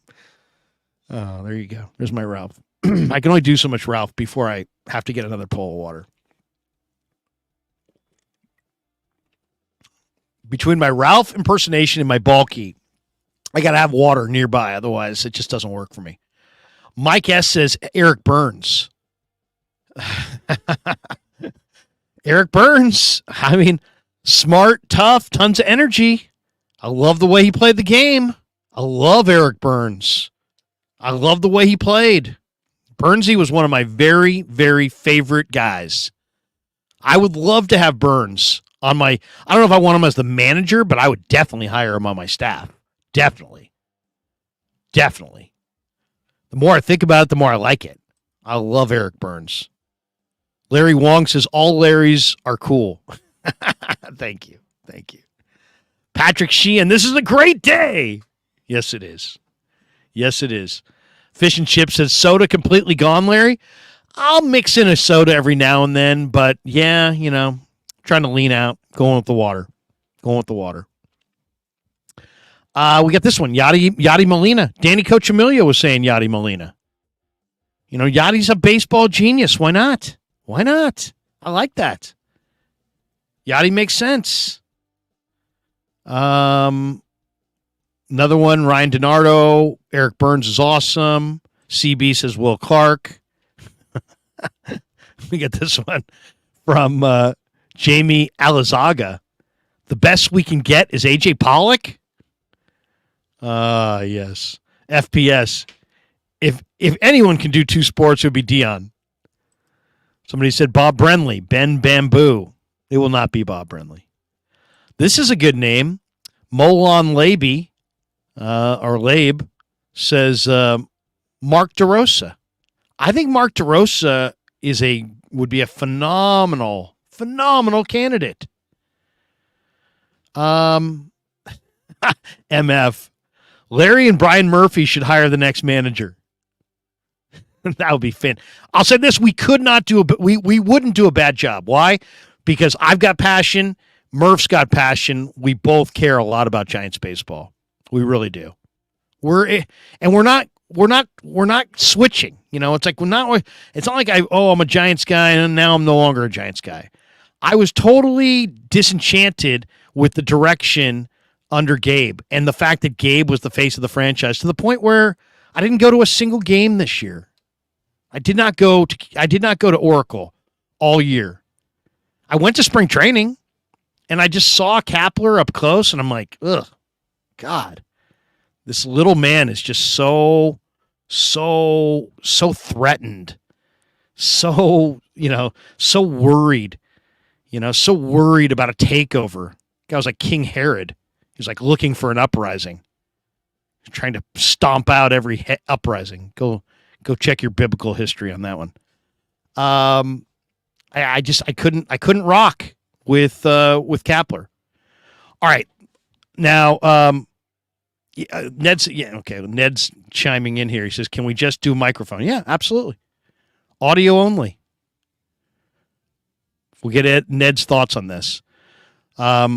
I think Ned's going to join us, and we'll just go audio only. Let me do this. I also have gone through the Giant, and this was not something I did this minute. This is something that I did this week. I literally have for you my plan, if you can see this, my plan for what I would do roster-wise for this upcoming year. So I'm going to give you, we also have another super here from HR. He says, Larry, most local media hated the Kapler hire from day one. They weren't proven wrong. Farhan was. Yeah. I mean, the covering up of the, was it covering up of domestic violence? Really? That's how the whole thing started? Your manager's covering up domestic violence? Whether he did it with his heart in the right place or not, you're still covering up domestic violence. I mean, that's a rough start right there. I mean, you can say whatever you want about this person said this, that person said that. You hired a guy who was covering up domestic violence in the city of San Francisco, and you thought that was going to fly? My God, that right there. Most people, that would be it. All right, so I'm going to give Ned a call right now. Hold on just a second. Hang on, guys. I'm gonna do a little mute right here. I've got a little thing I'm gonna put up on the screen for you. Hold on. Put that up on the screen for just a second. Take down this comment. I'm gonna mute this. I'm gonna call Ned right now, and I'm gonna get him on here. Hold on.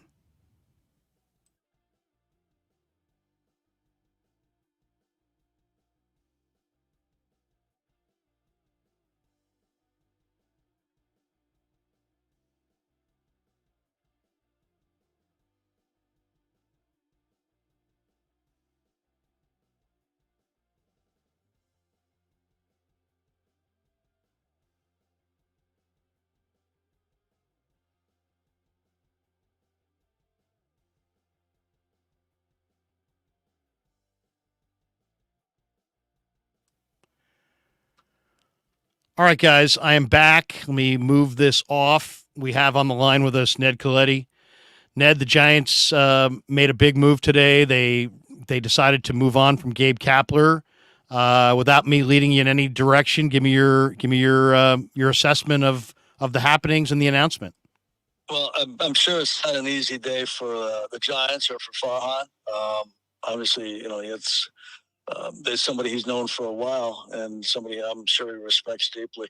So never an easy day. The business is really decided in the standings and how well your team plays and how well they execute and how well they follow what you set forth. And, that's it generally. Sometimes there's more to it. There's typically always more to it than any of us really know. We can speculate, but speculation is just that. So not sure, obviously, what led to this conversation. I know whenever I had to make that type of move, it was because the players had stopped playing for the manager, started to show in their thought process, their lack of execution, things along those lines. Now, that's my decision making. That I'm not saying that's Farhan's or that's what occurred, but always a tough day. There's no doubt, but you have to figure out how to get better, how to get your organization better, and whether or not Gabe, wanted to stay or whatever. I'm not sure what his contract situation was, but there's a lot of factors that go into it. But for me, it always came down to: is the manager getting the most out of the players? Do they play hard? Do they pay attention to detail? When that starts to slip, if you're unprepared, somebody's got to pay that price, and it's tough to get 26 people to pay that price. Do you think that the Giants? Would you say that the Giants underachieved based on their talent, overachieved based on their talent? How would you? It wasn't a very talented roster. It wasn't like Farhan deserves no blame here. It's not, the Giants don't have a really talented roster. There's a lot of platoons. How do you assess blame between, the roster that Gabe was given and the job that he did to get the most out of it? Well, I'm not sure that the team is capable of winning 90 games the way constituted, or 85 games. They're certainly not the Dodgers. They're not close to the Dodgers right now. And that's the team you got to beat inside the division. So you got to take that into consideration. Could they have won 3 or 4 more games? Yeah, probably. Could they have lost 3 or 4 more games? Yeah, probably. They're probably in and around the talent of the club. And I don't think they underachieved. I don't think they overachieved. I think they probably played to the way that they're constituted. Within means, but I think that's the deal. When you're trying to be 500, you should be figuring out how to get to 500 by the time they get to June 1st. To me, there was the awkwardness of this was only there. It only made it more awkward when Brian went back to the Yankees and Boch came back and managed the Rangers this year. I think directly or indirectly that dialed up some heat on this regime and made the fans view this regime in a different light. Do you think that's fair? That's possible. I mean, talking about 2 Hall of Fame, 1 executive and 1 manager. There's not a lot of managers in the Hall of Fame. There's not a lot of executives in the Hall of Fame. And I may be premature in speculating that, but, their records indicate that that's where they're going to end up.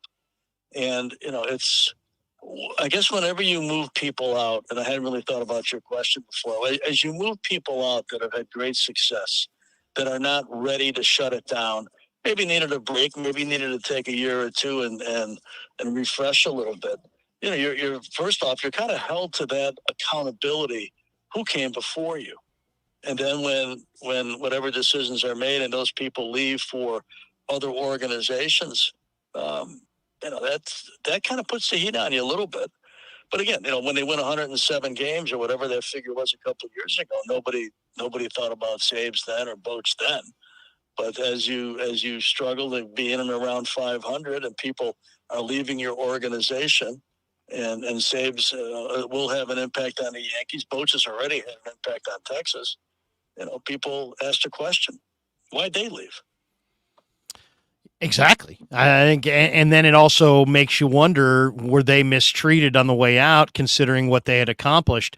A guy in the chat, FPS, is saying, Larry, ask Ned about the Giants' goals, as they stated, being only to play meaningful games in the month of September. Isn't that a weak goal? What do you think? I mean, it's the San Francisco Giants, Ned, and you and Brian ran this thing for over a long period of time.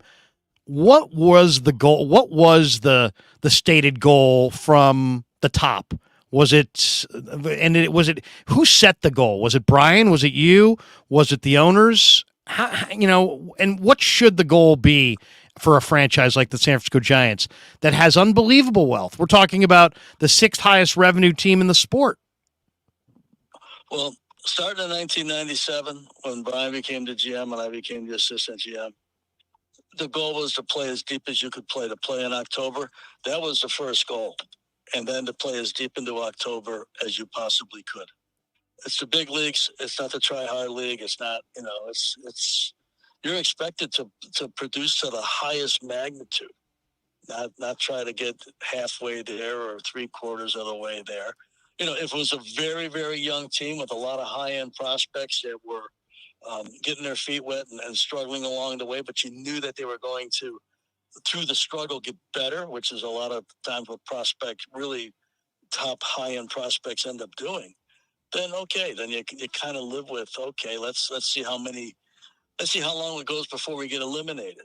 But I can't tell you that Saves and I ever sat there for a long time we were together. Even when I left, you know, my goal was the same. His goal was the same. If you look at the Dodgers and the Giants from '97 on, how many of those either franchise made the playoffs or made the LCS?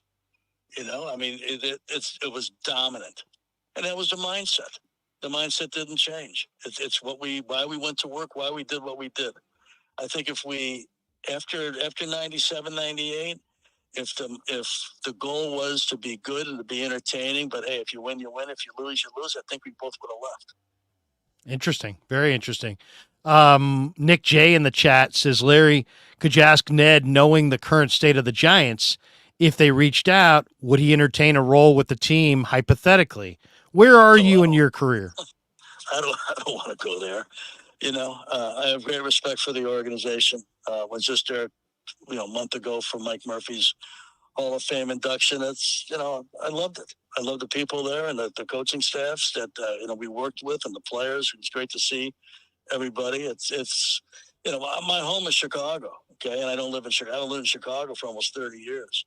But after that, I mean, that franchise holds a very esteemed place for me and, hopefully always will. But I don't want to get into any stuff. That's not something I care to discuss, or that's out of my conversation today, Larry. I hear you. So, but when you say you don't want to go there, you don't mean you wouldn't consider it. You just mean you don't want to talk about it right now. Correct. Right. Correct. Okay. Fair enough. That's fair. Ned, what is in a situation like this? You have hired managers. So, how does the beginning of that process look? And did you inherit Grady Little and hire Joe Torre? No, I hired Grady, and then I switched from Grady to Joe after our second year together. How did those two searches go? I mean, and how does that go? How does that begin? Well, it happens two different ways. If it happens in the middle of the season, before you move A, you got to have move B. You got to move B. Have that move right there too. You can't do one without the other. you get to the off season, you should have some feel for where you're going, or at least what type of person you're looking for, and have enough scouting done on them, so to speak, that you have a short list. The day that our season ended, my second year in LA, which was the 07 season, and I had a sense that Grady didn't really want to come back. I think the year may have been a lot for all of us. The next morning, I was on a flight to Florida to meet with Joe Girardi. And about a week later, Joe Torre left the Yankees, and I knew Joe Girardi was going to be their main guy. So I called Joe Girardi, who I'd known since he was drafted in the Cub organization when I worked there. And I said, obviously we're talking to you, and we're kind of down the road with you. We'd love to hire you, but with this change in the Yankees, there's a chance that you're going to be the first choice. And he says, well, I've been doing games where I coached, I played, and Joe and I were really tight, and I learned a lot from him. So if there was two choices, I'd probably go to New York. And I said, I appreciate the honesty. And the next day I was talking to Torre, and a couple of days later I went to see him. I talked to him on a Thursday. I went to see him on a Saturday. He happened to be in Las Vegas at a conference, and went and spent the entire day with him before he went off to the dinner for his event. And he flew to LA the next day, met ownership, and a couple of days later he was a Dodger. But I had people in mind. When I knew that I was going to make a change, I had two people in mind immediately, Girardi, and then when Girardi had the opportunity to go to the Yankees, I pivoted to Joe Torre in a heartbeat. I knew what I needed. I needed leadership. I needed somebody who could manage young players and veteran players, because the team that the 08 team was a combination of both. And we struggled in 07 because the younger players, the Matt Kemps, the Russell Martins, James Loney's, all these guys, there was a bridge between them and the older guys.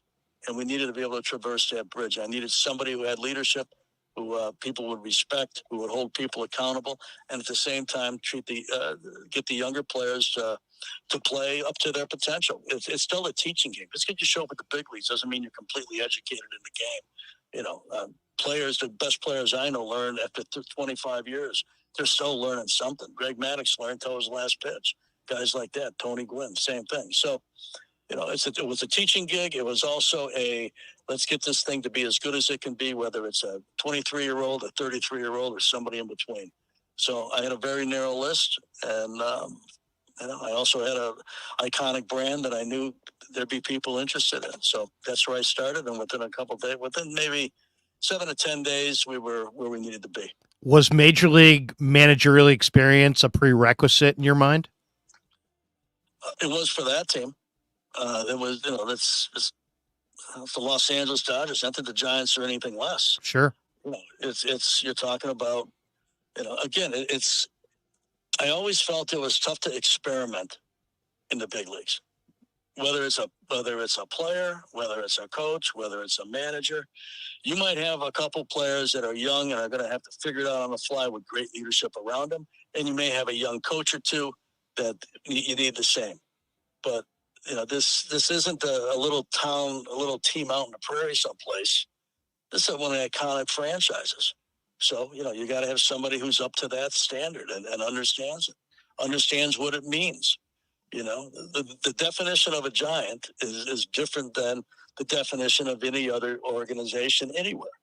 It's a special breed. Always has been a special breed since I got into the game. When I think back to the Giants and Robbie Thompson and Matt Williams, guys like that. I mean, look how they played. Look how they grinded it out in a nasty ballpark with bad weather. But you always knew going in there, these guys were going to play. These guys were going to give us, and they may be a second division team at that moment in time, but you always knew that they had some grit to them. And I think there's a description someplace of a San Francisco Giant. What does that player look like? And you've got to have somebody that can make that a reality. What is the fact that they made this move before the end of the season? I don't know. I'm not saying that you have any insight specifically, but generally, does that tell you anything as a man of your experience of what the thinking may have been? Why not wait until Monday morning? Or what's your takeaway when you see that? This is the things we don't know. Yeah. We don't know what meetings people have had or things like that. And, maybe Farhan and then Gabe talked a week ago and said, we're going to make a change when the season's over. Why would you wait? Why would you put Gabe through 3 more days of what's going to happen? What's going to happen? You don't want to do that. So, if you're going to do something, especially when it's the end of the season and you don't have to have plan B sitting there immediately, you do what's classy and what's best, especially when you're talking about changing a career and changing a job. Everybody's human and everybody's got that attribute to them. And you can't forget that, whether they're players, whether they're coaches, whether they're executives, whoever it is. Everybody's got a passion for the sport. It's an honor to be associated with the sport. And so you have to understand that this is going to be a change for Gabe and a change for his, what he does. And nobody likes to have that type of conversation. You have to have it, obviously, if you're in leadership. But you have to do what's best. You have to do what's best for the organization. But you also have to keep in mind that you're not talking about robots. You're talking about, a good person and a human being in Gabe. What do the Giants need, Ned, as far as to be? I mean, I'm sure at this point you have seen the Tom Verducci piece where he describes their regime as tedious but efficient, which is tedious is a terrible word to use in a sport that's really about entertainment. Do you think there's damage done to the brand of San Francisco Giants within the sport when an article like that gets written by a man like Verducci, who's not a hit? He doesn't do hit pieces. He carries quite a bit of credibility. I think if there is, it's temporary. Okay. I think, if you look at the 2024 Giants and they contend with the Dodgers and they're in the playoff hunt, or they got a 5 or 6 game lead with 3 to play. Yeah. Then, people go, oh yeah, you remember the article? I don't even know if anybody even reckoned with it, but I think it depends where it goes. I think it's either going to be the beginning of a conversation that has a lot of life to it, or it's going to be forgotten within a season because things are different and they're not as described. And just because he describes, and I love Tom Verducci, I've known him for decades. Sure. Great writer. Great. I mean, like you say, not a guy that's going after people, hardly ever, if right. ever. And that's his opinion as of today. Can that change? That can change in a minute. But he laid it out there. I'm sure he didn't lay it out there haphazardly either. Couple last moments with Ned Coletti, who's kind enough to give us some of his time. The story of the day, the Giants have parted ways with manager Gabe Kapler with a few games left in his 4th season. He had a 107-win year, which is the franchise record in wins, and then no years beyond that above 500.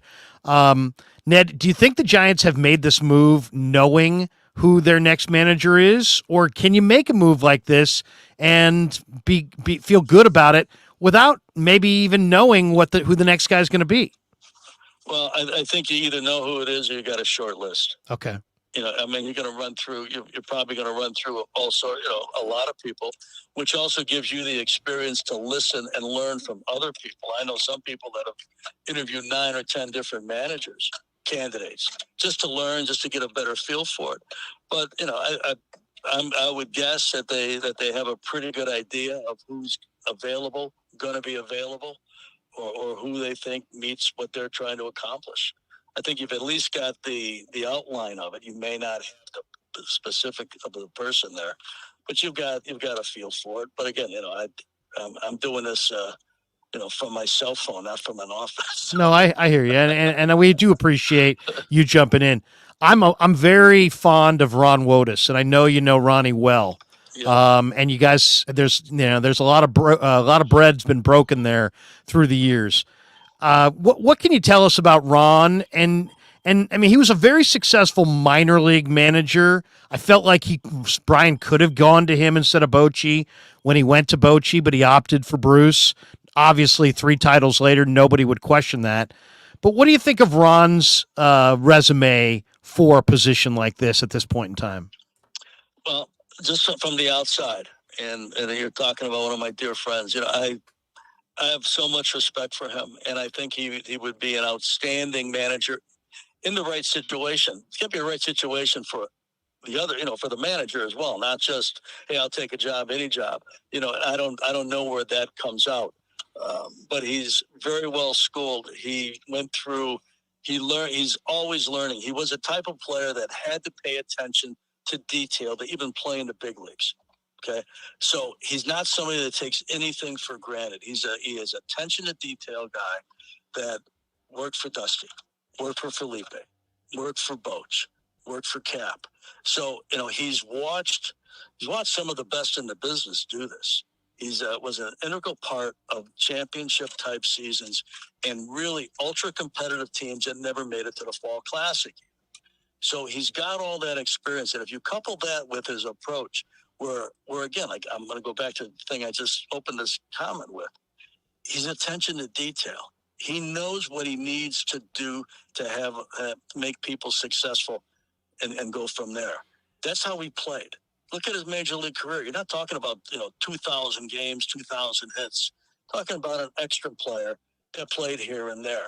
Those guys had to be ready. And then he coaches as he did in the minor leagues, works his way up to a big league staff and stays there for however long it's been, 25 years perhaps. And to coach under the managers that he's managed under, he started out with the energy and the hunger to learn as much as he could to be as good as he could. And then he sat with people who could teach him even more than that. So, I don't know that there's a better choice. I don't know. But I don't know who else is a choice. Sure. Last question, and we appreciate you jumping in.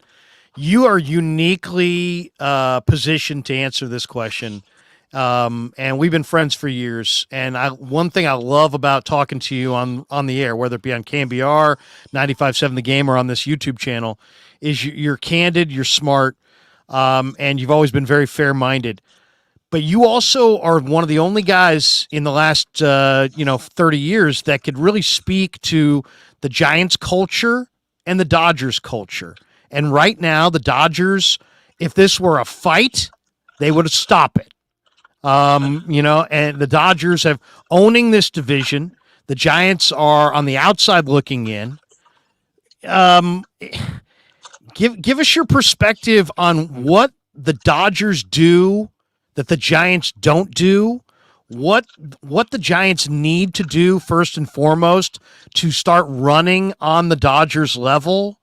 I mean, you've seen it all, the good, the bad, and the ugly. You've seen the majors, the minors, the development staffs, the scouting departments. You know this like very few people in the world, to be honest. As candid as you can be without, I'm not looking for any real soundbite. I'm just looking for your honest assessment. Are the Giants, is there a way they can get on the Dodgers level? Is it an impossibility? Give me your perspective. It's not an impossibility, and I'd rather just address what the Dodgers do because Sure. I don't know what I don't live in the other place. The Dodgers have, whether it was my era or Andrew's era, you look at the number of players who were drafted or internationally signed that made an impact. I'll go back to my era: Corey Seager, Clayton Kershaw, Kenley Jansen, Jock Peterson, Cody Bellinger. On and on and on, right? So they were supported and supplanted with free agency, not built around free agency, built around a farm system who knew how to develop players, knew how to draft, sign, and develop players. Okay, that's A. And I'm not saying it. I'm not talking about somebody who doesn't. I'm just talking about what they do. Right. And they go out and they trade for Mookie because they have the prospect capital to get Boston interested, at least one-sided deal, in my opinion. And they have the finances to take on what's coming. Okay. Same thing with Freddie. Same exact thing almost. And you look at their team, it's their number one and number two hitter. Both, they finish, those two players could finish in the top three in the MVP voting. Okay. You look what Corey's doing in Texas. I mean, on and on and on. Kenley, the whole group. So that's A. The second thing is when you watch them play, count how many times, whether it's offensive, at the plate or on the mound, how many pitches in a game do they take off? You may watch weeks of games and never see them take a pitch off. I can't say that about hardly any other team in the game. Guys get tired. Guys take pitches off. Pitches make foolish pitches. Don't really think about it. No, they've developed a culture there. And whether it was Clayton or Justin Turner or whoever kind of really put it in place and all galvanized around it, they don't ever take a pitch off, in my opinion. I shouldn't say ever, but hardly ever do they take a pitch off. And that's how you got, when you have talent and you've developed the right people and they understand what it means to be in the organization, and you support it with some big free agents or big trades for potential free agents, all-star caliber players, and nobody takes a pitch off. And your hardest working player on that team, the top two guys, and they all work hard, are Mookie and Freddie. Your two best players are your hardest workers. They set the stage. They bring everybody with them, and everybody wants to be a part of it, and so off they go. Ned, thank you very much for jumping in here. I realize you're in the middle of your day, and I called you last second. I'm actually going to a wedding in about 15 minutes. So nice. Anyway. Well, wish the bride and groom luck, and I love you, brother. Thank you very much for jumping in, and we'll talk again soon. Okay, Larry. There you go, Ned Coletti. Fantastic stuff there, guys. And yes, my arm was getting tired. Yeah, now we have people watching on Damon Bruce's channel still. We have people watching on the Krug Show channel right now. Probably close to 1,000 people in the house right now. And this is a big day for the Giants. They fire Gabe Kapler with one more series to go on the season. Lots of people in the chat saying, Ned, come save us. Texas Niners saying, wow, this is amazing content, Larry. It really has been. Damon gave it up for us. Ned gave us great perspective there. And now we're going to go to Dan Cochimilio, who is driving around. Danny is a good friend as well. For those of you who don't know, Dan's has NorCal Sports Network. He became a YouTube sensation on the Krug Show. Now such a sensation that he started his own channel. And Danny unbelievably had horrible timing because he had an appointment that he was out and about driving around in Arizona, but he joins us now from the vehicle. Danny, can you hear us? I can. Can you hear me? Yeah, we can hear you loud and clear. That was Ned Coletti. He was just weighing in there, and Damon Bruce weighed in before. Give me your perspective on what happened today. Well, it's great news in my opinion as a Giants fan and a member reporting on the Giants. Overdue. To me, it's not enough. I hope there's more. Doesn't sound like there'll be more as far as Farhan, since he's one that kind of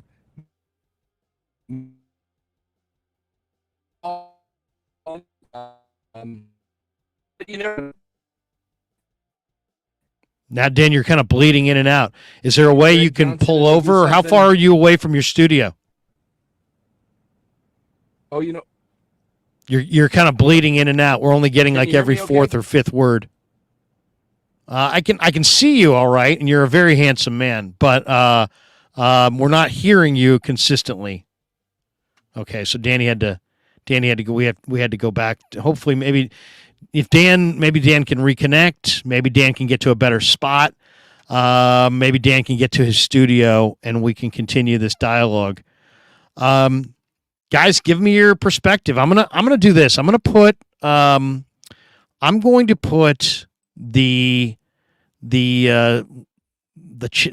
video call thing in the chat, and we'll take your video calls right now. If you're driving around, you're a Giants fan, or if you're at home and you're a Giants fan and you want to comment on the story of the day, being the Giants have fired Gabe Kapler on the eve of or on the day of the beginning of the final series of the year. The baseball playoffs are around the corner, and the Giants aren't going there. And Kapler's out. I thought Ned gave us some great perspective there. I did ask him the obligatory question: if he were to be asked to be involved in any capacity, would he be? And he just didn't want to go there, and that's fair. That's fair. I mean, it's fair for me to ask the question. It's fair for him to beg off on the question, and that's fine. We've been friends for a long time. That's the way Ned and I operate. I ask him the best questions I can think of, and he either answers them or tells me that he can't answer them or doesn't want to answer them, and we go from there. But if you're a Giants fan and you wanna jump in here on the show, I just put the link in the chat. Feel free to click the link, and we'll take your video calls if you wanna jump in on Giants baseball. We've got over 500 people in the room right now, and obviously we've been going for over 2 hours, 2 hours and 4 minutes exactly. And I appreciate every single one of you guys for jumping in. Let me hit a couple of supers here. We've got this one from J Mella 13. Donates $1.99 for the Barbieri impression. You know, I really appreciate it. It's $1.99. I'm gonna give it to Amichis. Thank you very much for donating to the show. I really appreciate it. Tom appreciates it. We all appreciate it. We're going to Amichis. All right, there you go. There's my Barbieri.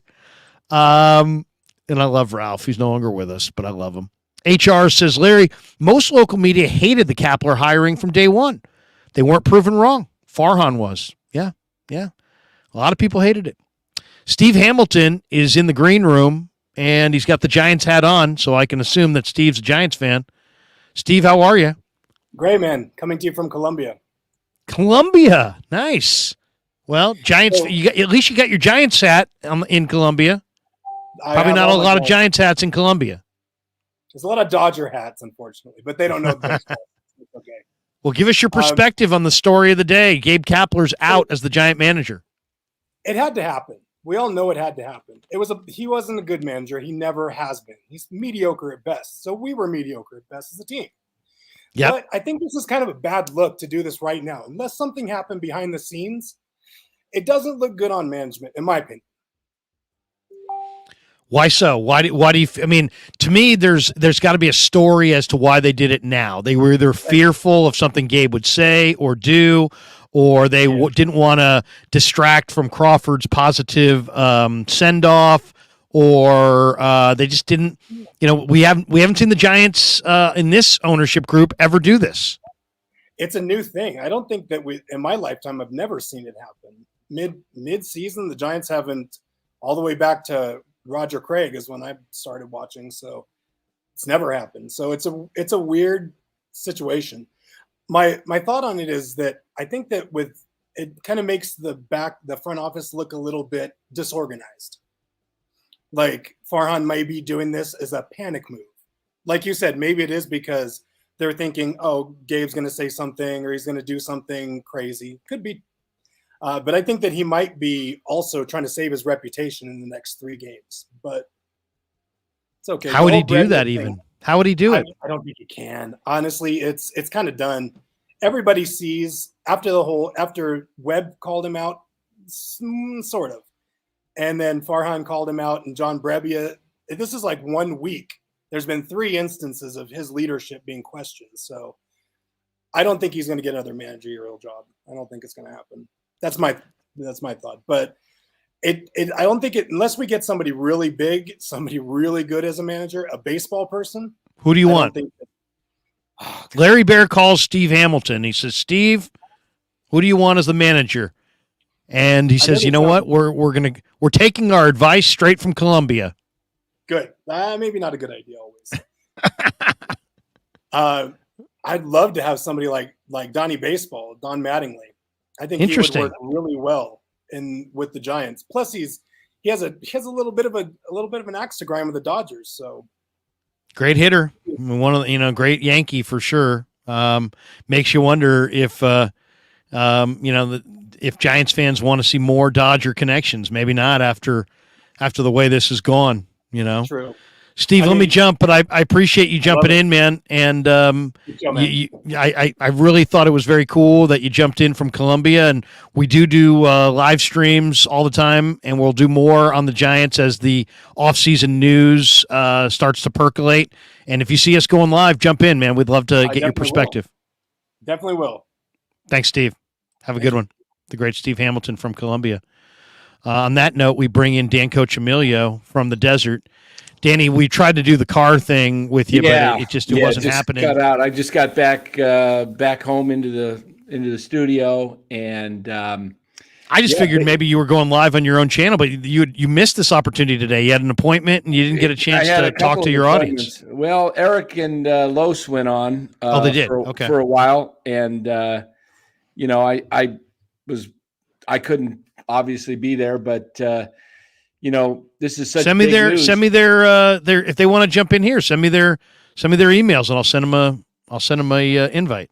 I will send you. Or text me their emails, and I'll send them an invite, and we'll recreate the NorCal Sports Network with 600 people in the room. It'll be like a glimpse into the future of your channel. There we go. Let me send you their emails. Let me read this one super too. Okay. We got Glass Half Full guy says, "Are you of the opinion that Farhan stays or that he is gone? I'm really hoping he's gone. I mean, can you bring Farhan back after firing Kapler? I don't think so. I think his days as being the czar of all things Giants are done. I don't think Farhan comes back in the position that he's in. I really don't. I think it's a losing situation PR-wise.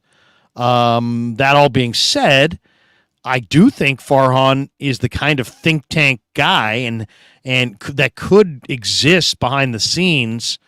Heck, if Brian Sabian, who led the Giants as the general manager to 3 straight titles, if he could stay in the organization while Farhan was the decision maker, then clearly Farhan, as the think tank behind the scenes guy, could stay in the organization with a new general manager. I personally think, if you're saying make a prediction, I will predict that Buster Posey will be named president and that Buster will pick his own general manager, probably somebody with experience, and his own manager.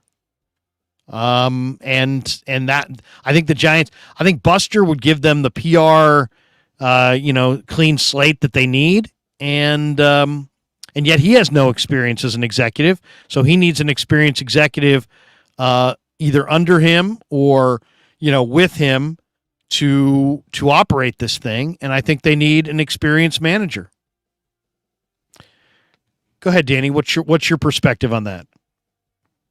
I really like that idea. You may be right on the money on that maybe part of the conversations the last several days has been, hey, look, Farhan, we're going to keep you around in the organization. At least, we've exercised your option. But we want you to go ahead and take care of this situation with Gabe now, and we'll further on move you to another position. Otherwise, if you're not going to do that, we're going to just we're going to let both of you go publicly. Now, you have been very strong in your desire that there be a clean sweep here. Tell me why. Why does Farhan, in your mind, Danny, need to go? Well, very clearly, he hired Gabe. He hired Gabe in a controversial manner where it was he stood behind Kapler, and he's the one that put Gabe in place. He's the one who has played this style of ball that Tom Verducci has said, if this is the future of baseball, I want no part of it. This is not, I don't believe Gabe is making this lineup out, platooning everybody, changing, running the pitching staff with openers. I believe this is Farhan's whole ordeal. Farhan also said this was a playoff team. He said we were a World Series contender. In 22, at the trade deadline, we were all on your show saying, sell off, sell Rodon, trade him, get something back for him. What does he do? He says, no, we believe that we have the people in the clubhouse to make a run and be in the playoffs. So for 2 years in a row, he's completely misguided, missed the boat on saying that this is a playoff team. If this is the guy running your ship and he believes he's making a playoff team, why you want to give him a third shot after 2 horrible seasons at 500 at best? If they they're going to finish under 500 here this weekend. So he's the one who's put it all together. He's also, I believe, one who I believe personally that Logan Webb, when he said there's got to be a shift and a change in the culture, big changes, I think he was referring to everybody, because he brought in AJ Pollock at the trade deadline. You're talking when you're saying that you're talking about Logan Webb was talking about both. Yeah, I believe he was talking about everything. Yes, because senior management, or I should say senior management ownership, said back in the spring, hey, we want to bring Farhan and Gabe back. Yeah, we want to renegotiate a new contract. Well, Farhan's created the culture. Yes, Gabe is a big part of the culture, but Farhan's culture is starting pitchers away who are not going to want to come here next year if Farhan's around. I believe Sean Manaea is as good as gone. And if I was Ross Stripling and Farhan was back, I would want to, heck, rather than sign a 1-year deal. Danny, by the way, scoot up a little bit. People who read lips cannot see those lips.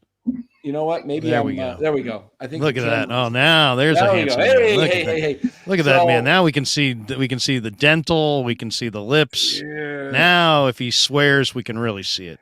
So, I believe. Los, good to see you, by the way. Speaking of dental, look at the smile on my face. Look at that. Those are pearly whites. Those are I mean, after what happened today. Good. No, yeah. Yes. Los has been rooting for this too. We all have. It's a great day. In fact, gentlemen, do we have drinks in our hands? Can we toast? Toast. I got 40 ounces. Where is it? There it is. Man, let me go get one. I'll get something stronger. To Kapler being gone. That's all. There we go. So, I believe that Farhan is definitely part of this, huge part of this culture, and that you're not going to attract any free agents of worth. You're asking Farhan to make a 180 on his style, a complete 180. So to me, he's got to go bring in a whole completely fresh new team and turn this thing around publicity wise on the field. I think if Farhan comes back as the guy, it just sends the message like, yeah, we did a halfway cleaning, but we're still the analytic driven, platoon driven San Francisco Giants. It's a teeth cleaning where they just do the upper teeth. They don't do the bottom teeth. Right. If you're tuning in, first of all, there are people watching on Damon Bruce's channel. There are people watching because he jumped in with me earlier, and then he went to the game, and so his channel's still with us. There's people watching on the Krug Show channel. There are people that know Damon and some that don't. Then Damon left. Then people saw me holding my phone like this. That was Ned, who was driving to a wedding. Ned Coletti, former Giants assistant GM, former Dodger GM. And we brought Ned via audio to the audience, which I thought was phenomenal stuff. Now we are going to Dan Cochimilio, top box. On the bottom, Carlos. On the bottom left, Eric, who's just joined us. Eric, good to see you. Can you hear us? Yeah, I can hear you. Thanks for inviting me. I appreciate it. Yeah, absolutely. This is Danny's crew, and these are my friends, and these guys have been talking more Giants baseball all year than probably anybody on YouTube. And so I thought,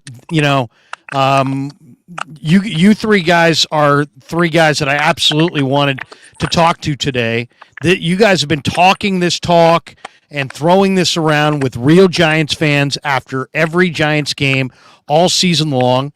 And there's a lot of frustration with Giants fans. They love being Giants fans. They want to be Giants fans, but they're sick to their stomach about the way that Kapler and to maybe a lesser degree, maybe a greater degree, Farhan has run the Giants ship into the ground. FPS says it's really interesting that Ned Coletti said you either know who you want as your next manager if you're the Giants, or you have a short list. So the Giants must have a short list already. Wonder who's on it. Let's go around the room. Well, why don't we start with you, Eric? Who do you believe is on this short list to replace Gabe Kapler? Eric, you want to go first? Maybe. Sure. Why not? Maybe Eric's. About go ahead, Eric. Managers. It's my connection's a little bit where I'm on the way to the good old Costco, and I had to pull over. over here in California. Eric, Yeah, you're cutting out. You're cutting out, Eric. Why don't you do this, Eric? Since you're cutting out, is we'll be on for a bit. I don't know how long until you're back at your setup. Oh, he's a ways away. All right, we'll go to Carlos. Carlos, what do you think? Ned thinks that either the Giants know who the next manager is, or they have a pretty defined short list. Who do you believe is on the short list? I mean, I think the names that will immediately come to mind are Wotus, Matheny, DeRosa, maybe Yadier Molina, something like that. They've had good success with catchers as managers. In fact, baseball's had a good success with catchers as managers. I don't know if they want to stay within the organization or take a chance and go outside of it. I put a comment up on your channel earlier, Larry, that as far as Wotus goes, and this may sound a little unpopular, but I have visions of Jimmy Davenport. Jimmy Davenport was a great baseball man within the Giants organization. Everybody respected him. Everybody loved him. Some guys are meant to be managers and some guys are not meant to be. And when Davenport came in, it was kind of a disaster. And I'm not saying that's going to happen with Wotus. I respect the hell out of him, but that does kind of stay in the back of my mind. So it's going to be interesting to see who is selected, because with Farhan only having 1 year on his contract, like, he could be a lame duck. Like, how much respect is the manager going to have coming in, not knowing if the GM is going to be around long term? Danny, who would be on your short list, or is your short list and Los is very, very similar? Well, very similar. I've been touting Molina all summer long on my show, thinking he would be great, and the Cardinals are going to eventually nab him. Why not get him before? If he's a guy, I think he could relate. I think him and Buster, two Hall of Fame catchers working together, would be great. Yeah. Also, Bob Melvin, if he gets the axe here this weekend, after this weekend, I believe he's going to be very high on their short list. I think he's going to be right at the top. Ronnie Wotus would be great. Right at the top of the list, despite the train wreck year that you could make an argument that Kapler did a better job managing the Giants this year than Melvin did managing the Padres. You factor in the talent. Now, I think the key is who is running the show. If Farhan stays as the president of baseball ops and is making the decision, I think, and he doesn't re-sign a long-term deal, and he's just on a 1-year deal, I think they go with Wotus as a stopgap. But I think that would be a mistake to do a stopgap and just do a 1 year, because it just kicks the. How do you attract free agents with a stopgap? Exactly. Yeah. That's why I say I think Farhan still may be. Like, I like your take, Larry, about moving him to a back office position, bringing in Buster to hire some of his own GM. I think, I said it. We've been talking about it on our show for weeks. We think Ned Colletti and Buster would be a great tandem, that Ned could be the guy that kind of helps Buster kind of get acclimated as an experienced executive.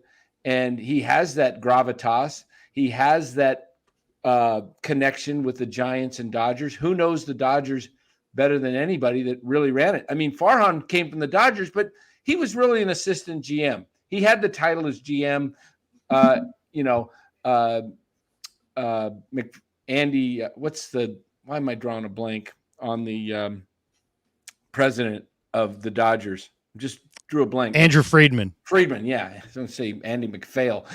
Andrew Friedman is the president of operations. They're really GM and assistant GM. They just changed the titles.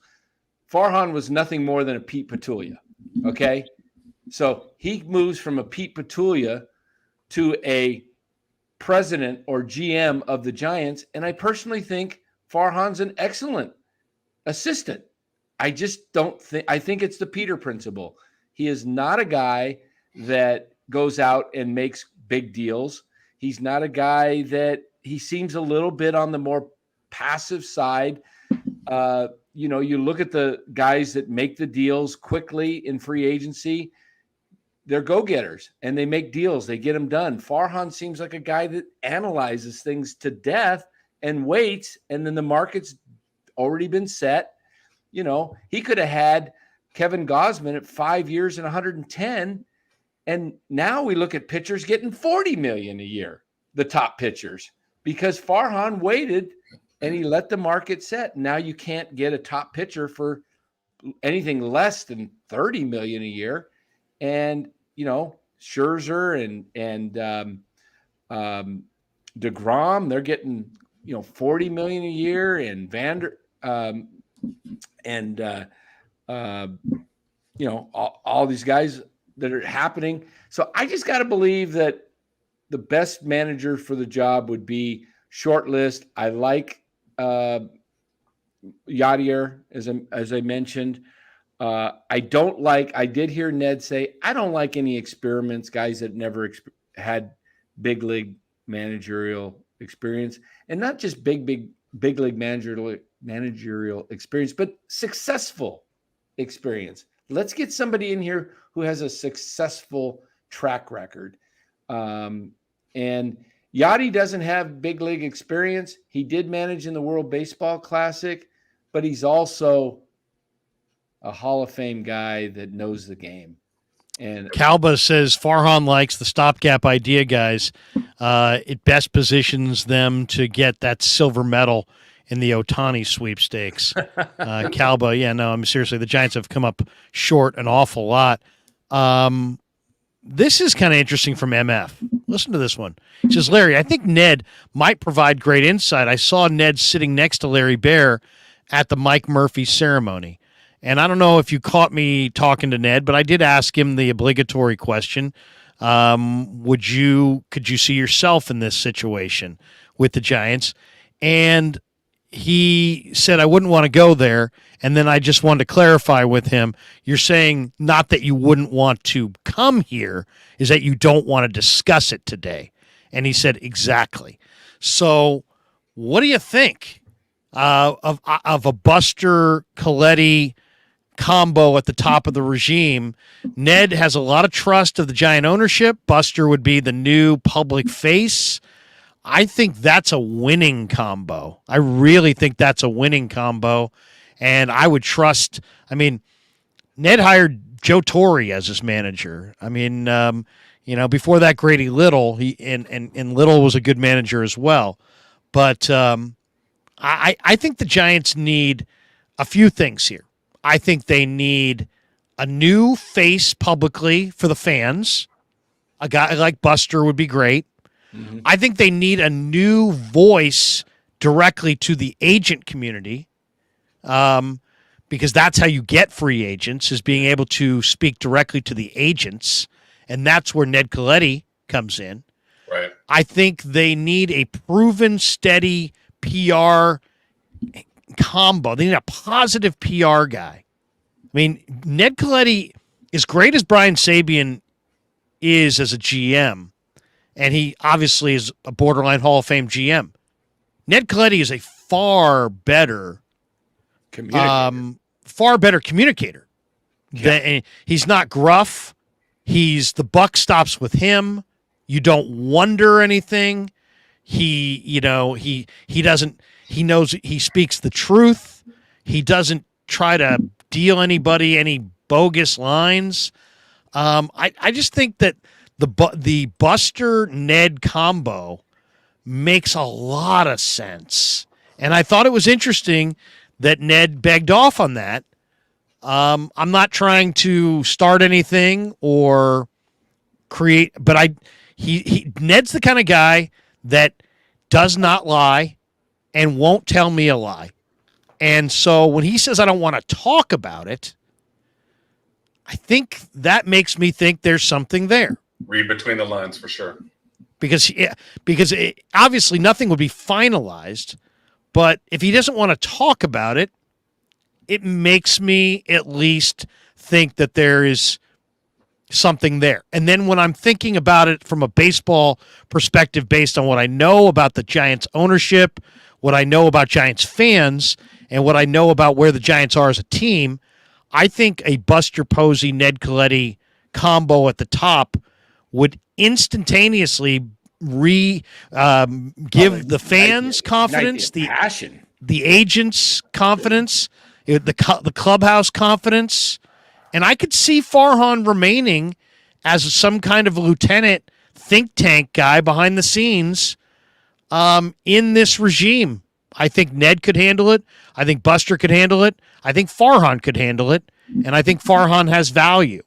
Oh, I agree, Larry, 100%. And if they did that, that would ignite not only the Bay Area, the passion for the team, but it nationally, they would go right up to the top of the ladder in publicity, and they would be the talk of the off season, because I believe if the Giants ownership committed to that, I believe they would put a full court press on, and they would actually have a shot at Ohtani. And if they didn't get Ohtani, they would be making other moves to make them very competitive. And I think you put that combination of Ned and Buster at the top and put Farhan where he pretty much was with the Dodgers, a little bit more behind the scenes. I think Farhan brings great value in that position.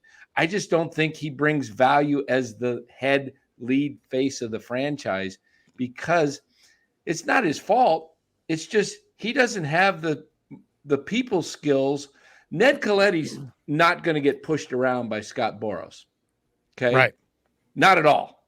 We've heard him give stories of his negotiations with Scott Boras and other agents, and Ned's not going to get pushed around. And I don't think Farhan intentionally gets pushed around. He just doesn't have the experience, and that's just not his personality. You know, some different skill sets. Different. We're talking about totally different skill sets. Eric rejoins us now. Eric, good to see you. Sorry that we were trying to catch you in your car. Eric, what do you think of what we've been talking about here?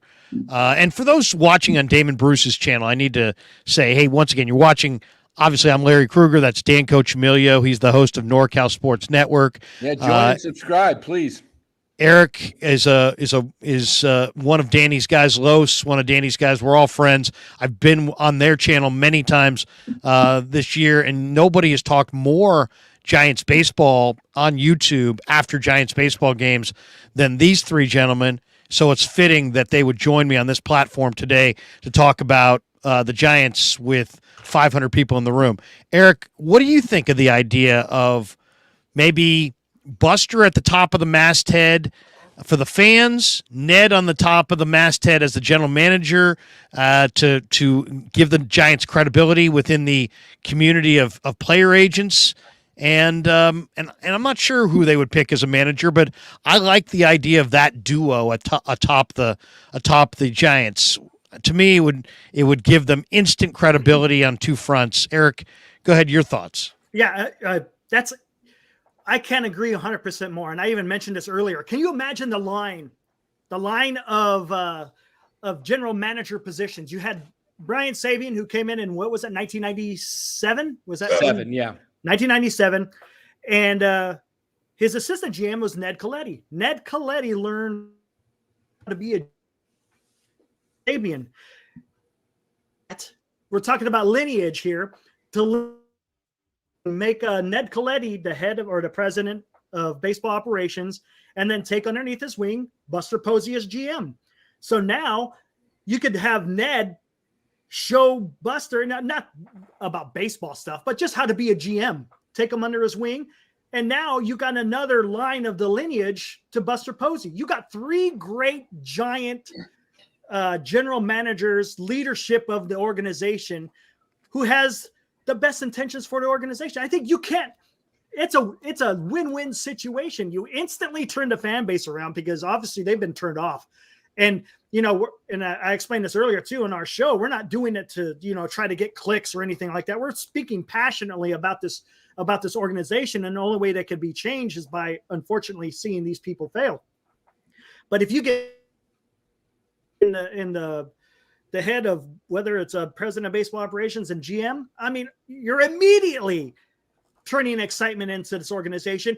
And on top of that, more importantly, you're going to be able to recruit those future free agents who see, you know what, they got baseball people at the head what to do, and they're going to be able to take care of me not only as a player, but be able to take care of the team as far as their strategy and how they go about their business.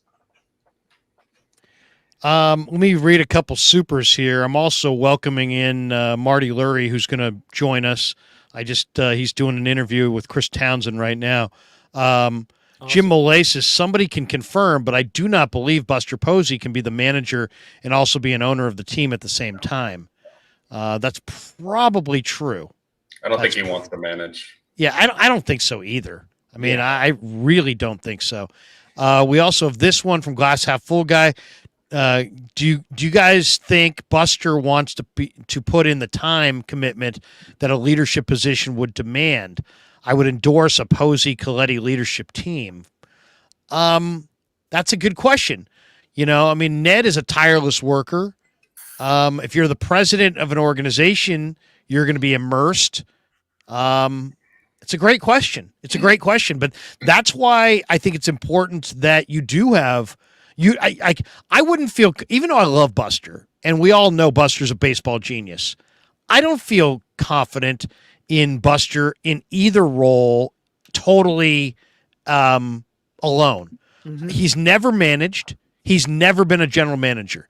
To make him the full-time GM or the full-time manager would be a roll of the dice that this organization should not take, in my opinion. Correct. Makes sense. That makes sense. I love Buster. That's why I think that Coletti and Buster Posey's combination would be fantastic. Well, what I really love, and by the way, let me give credit here to Eric. I think he's the first one a month or so ago, or maybe 2 months, I'm not sure, came up with the Coletti Buster idea on our show, and it was appreciate it. just really resonated with all of us, and Larry, you took it a step further in that, talking about the roles. I think the title would be more or less Buster being the GM and Ned the president of baseball ops, and having Buster kind of be that behind this, he could be out front and talking more and doing a lot of the things. But Ned is such a well-respected person in the industry. And the fact that he knows the Dodgers so well, knows them way better than Farhan, and knows the Giants way better than Farhan. Yeah. I mean, you're bringing one guy that really knows both organizations, has great respect among all the agents, a guy who is not easily, as I said, pushed around.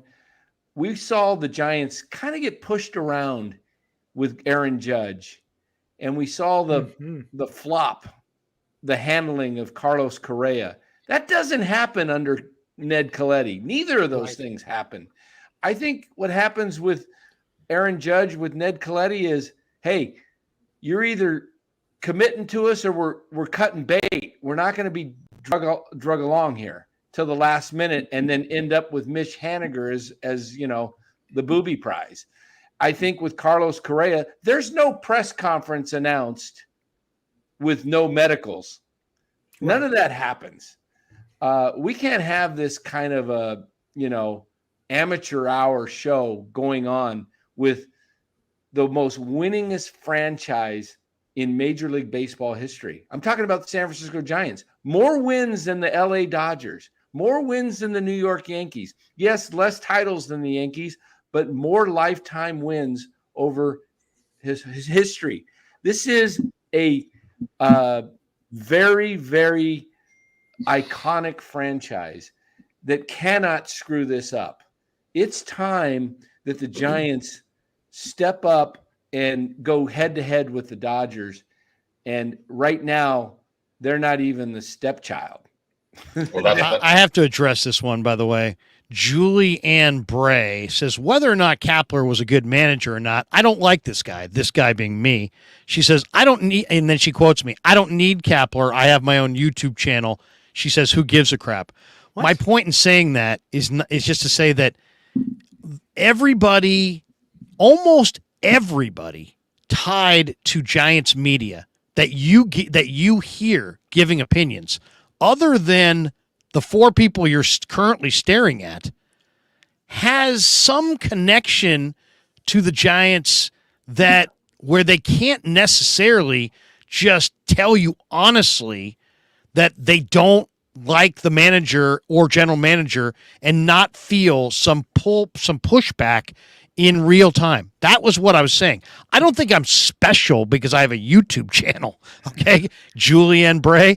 I'm just saying I'm truly independent. So people come to me and say, "Well, Krug, what you're so negative about the Giants? It must be personal." No, it's not personal. You're listening to people who all have a financial stake tied to every person that you're listening to besides Danny, Los, Eric, myself, people on YouTube have money, their salaries, their income, their livelihoods are tied directly to Gabe Kapler likes me. Farhan Zaidi likes me. When you're under their thumb, you're under their thumb. I love the broadcasters. They're great. They work for the San Francisco Giants. And if they rip Gabe Kapler in July, guess what? They don't work for the San Francisco Giants, probably. The people on the flagship station work for a station that's partially owned by the San Francisco Giants. Laura Britt and the TV crew that you're watching after all these games, they're giving you their opinions to a point. It's all going to be colored with "Go Giants" because the Giants own part of that. They don't own any of this. They can't fire me. I can say what I want about the Giants, so I'm truly independent. Danny can say what he wants about the Giants, so he's truly independent. Julianne, try to wrap your arms around that. Ask yourself, who are you listening to about the Giants? And if we sound diametrically opposite of those people, there's a reason for that. I was pointing that reason out. They don't own me. They don't control me. They don't own my sponsors. They don't own my revenue. They cannot fire me. So I'm truly independent. That's all I was saying. I don't think I'm special for having a YouTube channel. I'm just telling you that if it sounds like, wow, he's overly negative, because you're listening to a lot of people with pom-poms and a lot of people who are literally, my job is, if I rip Gabe Kapler, I've got to go into the room tomorrow and get a quote from him. And what if he won't talk to me? Then the newspaper says, bye-bye, or my magazine says bye-bye, or my radio station says bye-bye, or my television station says bye-bye, and suddenly I don't have a job. So when you're in that position, you're going to be way more favorable to the team than people who are in our position, where we can say what we want without worrying that they're going to take our livelihood from us. Clearly, you can understand that. To add to that, Julianne, and to paraphrase that, better to be self-employed over salary, because we say what we want to say, not what we have to say. Yeah, I mean, had an opportunity, both Larry and I, we looked at actually taking our YouTube channel to the Giants and helping promote the Giants. And right. We talked to the Giants about actually doing stuff directly with them. Yeah. And we all decided, the Giants executives and us all decided that it would be better if we just maintained independence. So we're not a bought and paid for Sunday in the park. You know, Right. We're not a bought and paid for post-game show on the radio station that's revenues directly tied to the success of the franchise. There's a reason that Laura Britt never rips the Giants. She can't. There's a reason that you're not going to hear people on KMBR rip the Giants. They can't. We can. That's the difference. And I'll tell you, it's channels like Larry's and myself, NorCal Sports Network, that has kind of led the way in the last few months of talking about this whole regime change and the need to step up and fire Kapler and do this. that you actually started seeing movement in the last 2 weeks, because they could not sit back and continue to support it any longer when you saw what was happening on the field and the clubhouse was lost. We've been saying for months, Gabe doesn't have the clubhouse. I read a report just yesterday that one player came out and said, I can't, Gabe couldn't lose a clubhouse he never had. And then he said, oh, well, that might be a little strong, and tried to dial it back a little bit. But it was an anonymous quote. But we saw this months ago. And because of YouTube channels like Larry's and myself, we actually kind of paved the way and pushed people to be a little bit more honest, because if they kept supporting this, they look pretty disingenuous. They actually look pretty foolish. How do you support something that is just falling apart? And so thank God for Larry's channel. And, you know, I got my start with Larry last year, started my own. We're independent. And we wouldn't have it any other way. And the shows we wouldn't have. I wouldn't have the audience I have. Danny wouldn't have the audience he has. You know, and these people that act like old media is dominant, I'm making more money than all those people. So they can, you know, they can say what they want. I'm loving life. I can't be fired, and I'm doing what I'm doing, and I love it. And you should love it too, because this is a place where you can actually get unfiltered truth. What Danny and Los and Eric have been saying all summer, and what I've been saying when I joined them, and what I've been saying the last few weeks, are things that the paid media only now feel comfortable saying. Things that Dan and Eric and Los have been saying in September and August and July are things that the guys who get paid by whatever media entity or outlet you want to throw out there are now saying. So, I mean, you know, who had it first? Who had this story first? You know, old media, new media. I'll tell you what was an eye-opener to me, and I mentioned it to you guys on your show, was it last Friday? Yeah. Was when Marty Lurie came out and endorsed firing the regime. And I don't know if did he say fire Kapler or did he say fire Farhan, or both? Mostly Kapler, wasn't it? I think the Marty's going to be joining us, by the way, in about 5 minutes. Perfect. So we're going to get Marty's thoughts on here in about 5 minutes, ladies and gentlemen. But Marty is another guy who has, in my mind, has tons of credibility, and I respect him immensely. And I know these other three gentlemen do as well. Yeah, we've had Marty on too. And hey, this is all the beautiful thing about the media is we all work together in some way, form, or fashion. But you know, when you talk about the beat writers, I knew Kapler was gone when I started seeing the beat writers coming down. You know, seeing Baggerly and Kawakami and you know, you mentioned, Larry, about some of the ones that have been a little bit more not as free to say anything.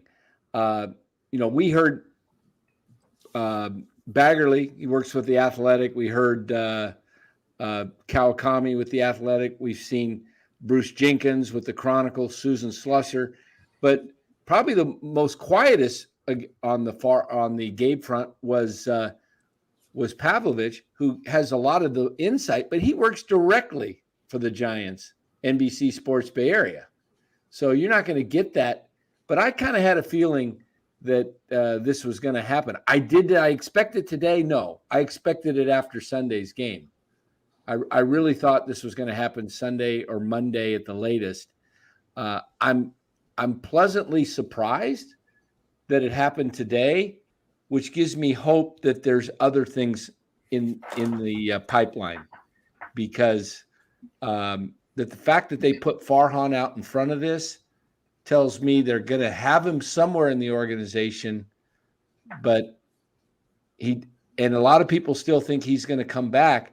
It doesn't make sense for me to bring him back as the spokesperson, the guy making all the deals and decisions with the club when you're going into such a important off season, probably more important than any time since they brought in Bruce Bochy back in what was it, 07? They brought 2007.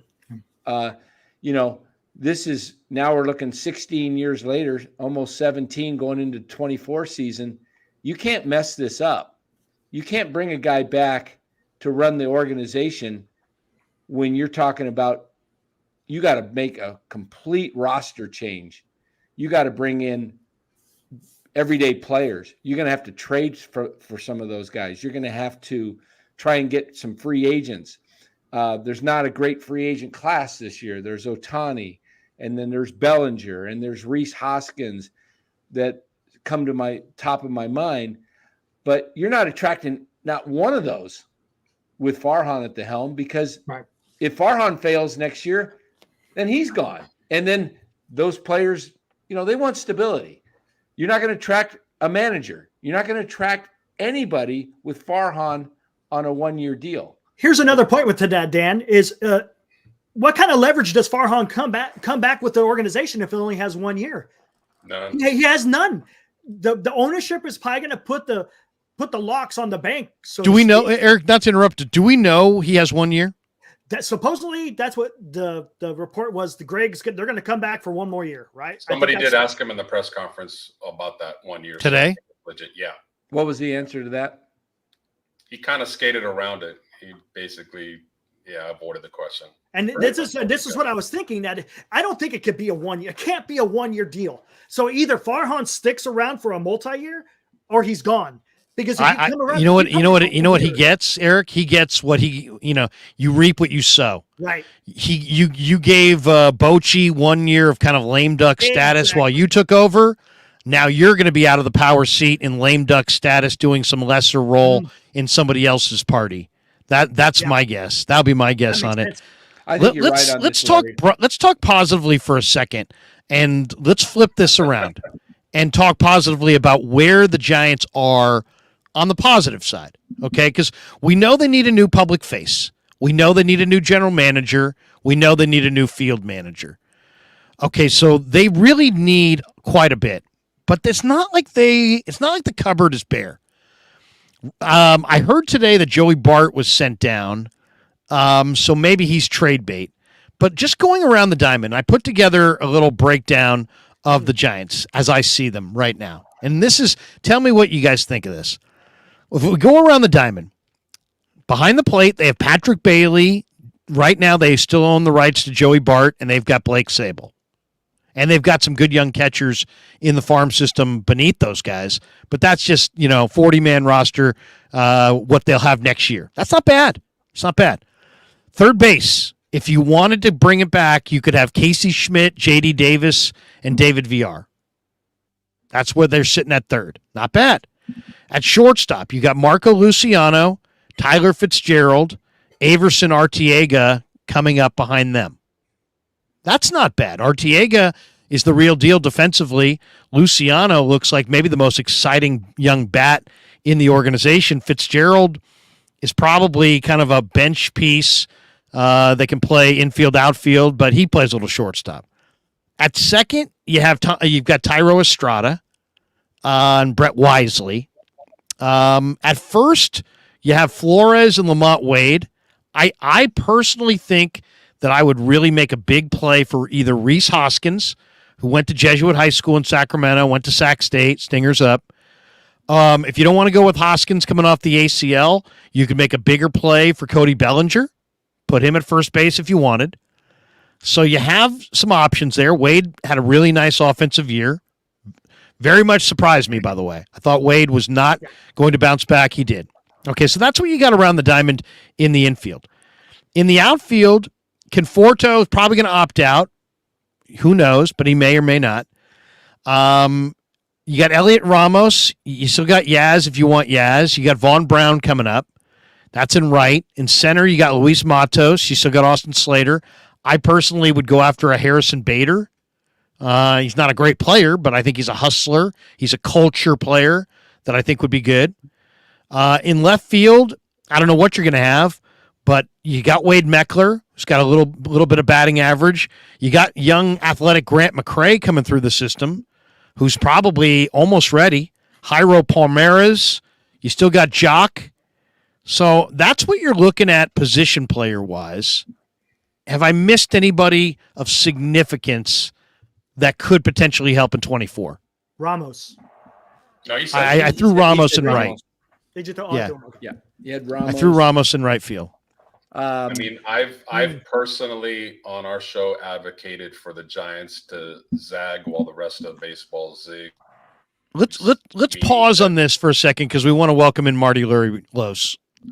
Yeah. We just talked him up. The great Marty Lurie's in the house, and Marty has tremendous respect. He has my respect. I know he has all of your respect. Yes, He's sir. been owning the airwaves for the Giants and the A's on KMBR, and before that on the A's station for decades. There may not be a media person that I've ever come across that I respect more than Marty. And I haven't talked to him since he kind of called for regime change himself a few weeks back or a few days back. I did take notice of that, though, and it made me go, wow. And he joins us right now from the ballpark as he's getting ready to watch the game tonight. Marty, thank you very much for your time. It's a big day for Giants fans. It's a big day for the Giants organization. Before we lead you in any direction, just give us your perspective on the happenings of the day thus far. I think Marty, can you hear us? Is his mic muted? I His don't know. mic might be muted.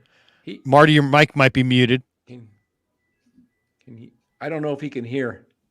We're not hearing you. We're not hearing. Oh, wait. Let me see. Let me see if I can I do think this. he's not hearing us. I'll put him in the center square. Marty, can you hear us? We can. We we can can't hear see you, but we can't hear you. Can we So is there maybe you muted your mic right down there? Can you hear us? You can hear us, right, Marty? No, doesn't look like I don't think he could hear us. I don't think. No, we can't hear Marty. We can't hear Marty. I'm not sure. He kind of looks like he's not hearing us. He's not responding to us asking him questions, so I don't think he can Oh, hear us either. we're not hearing you, Marty. I'll text him. Yeah, good try again. We will try to connect with Marty. While you're working on that, I would say, as far as the Giants around the infield, I would love to see him just go with Casey Schmidt at third, Luciano at short, Estrada at second. I would like to see what you said, go after Rhys Hoskins and Bellinger, get both of those guys. I think you can, and I would make an attempt to trade for Trout as long as the Angels were paying a large portion of the salary. If the Giants wanted to go ahead and pay that salary, they have the money to do it and don't have to give up anything. You could do that. But I like the idea of Trout playing, 75, 60, 75, 80 games out in center field and DHing him the other times to keep him healthy. That gets Bellinger out in the field in center and Rhys Hoskins. Those three guys, if you brought those three guys in, they can rotate between DH, first base, and then I would have Lamont Wade and Wilmer Flores as my bench pieces, and those two guys would be my big bats off the bench, and you can use Wade in the outfield to start occasionally when you need a starter. You can use him at DH. You can use him as a pinch hitter. And then I would also use Tyler Fitzgerald as my Chris Taylor. I would have Tyler Fitzgerald move around the diamond if he needs to play short one night. I can hear you. Oh, wait, hold on, Danny. Hold on. We're going to pause that thought, Danny. We're going to welcome in Marty from the ballpark. Marty, I don't know if you heard me, but I gave you a great intro there. We got great respect for you. I really stood up and took notice when you kind of called for change a few weeks back. Tell me your reaction to the news today that the Giants have decided to part ways with Gabe Kapler tonight. Well, not a surprise at all. Over what we've seen over the last couple of weeks, this team has not played good ball. They haven't played good ball for 2 years. All the indications in baseball when these things happen generally lead to a managerial change. I think ownership mandated it to Farhan. Yep. I think it was shown by the fact of the crowds are going nowhere. The buzz around the Bay Area was not good. Ticket sales are down. The ball club was not playing well. They had a reliever go on the mound and make a mockery of a pitching change. They led the major leagues in errors. They had forgotten how many outs there were a couple of different times. And I think it was time to get a new voice here. And I think if Farhan wants to save his job, he's going to have to realize that he and the analytics cannot control everything. And they need someone who can connect better way with the clubhouse. And I don't think Gabe was strong enough in dictating some discipline with the players in the clubhouse. And they very rarely took batting practice on the field. And I think it showed. And Alex Cobb explained it to me, said there's a losing culture. Said, what's that? He said, a losing culture is when you walk into the ballpark thinking you're going to lose and somehow it becomes acceptable. And that's sort of what the veterans talked out about over the last couple of weeks. So when you hear all that, knowing the history of baseball and the way managerial changes occur, you realize that all the elements were there to make the change. Now, Farhan handpicked Gabe, and when he came out tonight to talk about Gabe, he said glowing things about him. He didn't want to fire him. Believe me, he didn't want to fire him. I think this was something that was mandated by ownership, and he had to react to it. And he wasn't going to fight the battle and say, look, I want Gabe. And if they gave in and it was a bad year, he'd lose his job too. So he's going to get a new manager. He'll get someone who's a little bit more of a veteran, who's got some more autonomy, who won't be wed to the front office. And it's got to be a name. You can't come back and say the new manager is Jose Espada, the bench coach from the Houston Astros. You know, this is like when Dusty left, they had to bring Felipe in, you know, your favorite. They had to bring him in and, you know, and do that because you just couldn't lose Dusty and not have a name manager. When Felipe left, they had to bring Bochy in because that's the way they operate. Now, I think they're back to that. And he says he wants to have a manager within the next month. And I asked him that question. He says, yeah, by free agency, I want to have a manager. And if that's the case, you can't have 6 rounds of, you know, interviews with bench coaches you've never heard of.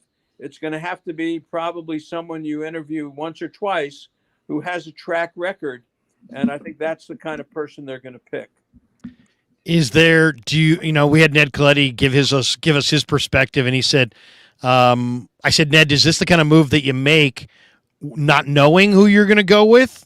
And he said, well, you either know who you're going to go with or you have a very short list.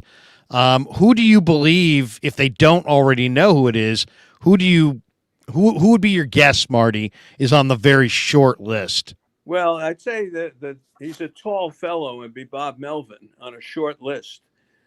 If something goes down in San Diego, which it may on Monday, they have this big meeting with Preller and the owner and Bob Melvin. And Bob Melvin, if they've used the term irreconcilable differences, and you know I know what that means from being in court. If they have irreconcilable differences and a divorce has to happen, and Melvin is the one who leaves, and he may volunteer to leave, or he may be told to leave, and Preller would stay there. I think the Giants would grab Bob Melvin in a second and bring him in. Former Giant, Cal guy, Bay Area guy, very respected. Farhan knows him. Job. Yeah, and he's worked with the Farhan types before, and he is an autonomous man. And he got into a toxic situation in San Diego with the contracts with Tatis, and it just never gelled for him. He had a lot of bullpen issues. Starting pitching got injured. They just got off to a terrible start.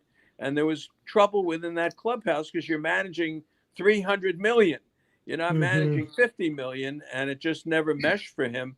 And I think if he could get out, I think the Giants would jump at him in a second. Interesting.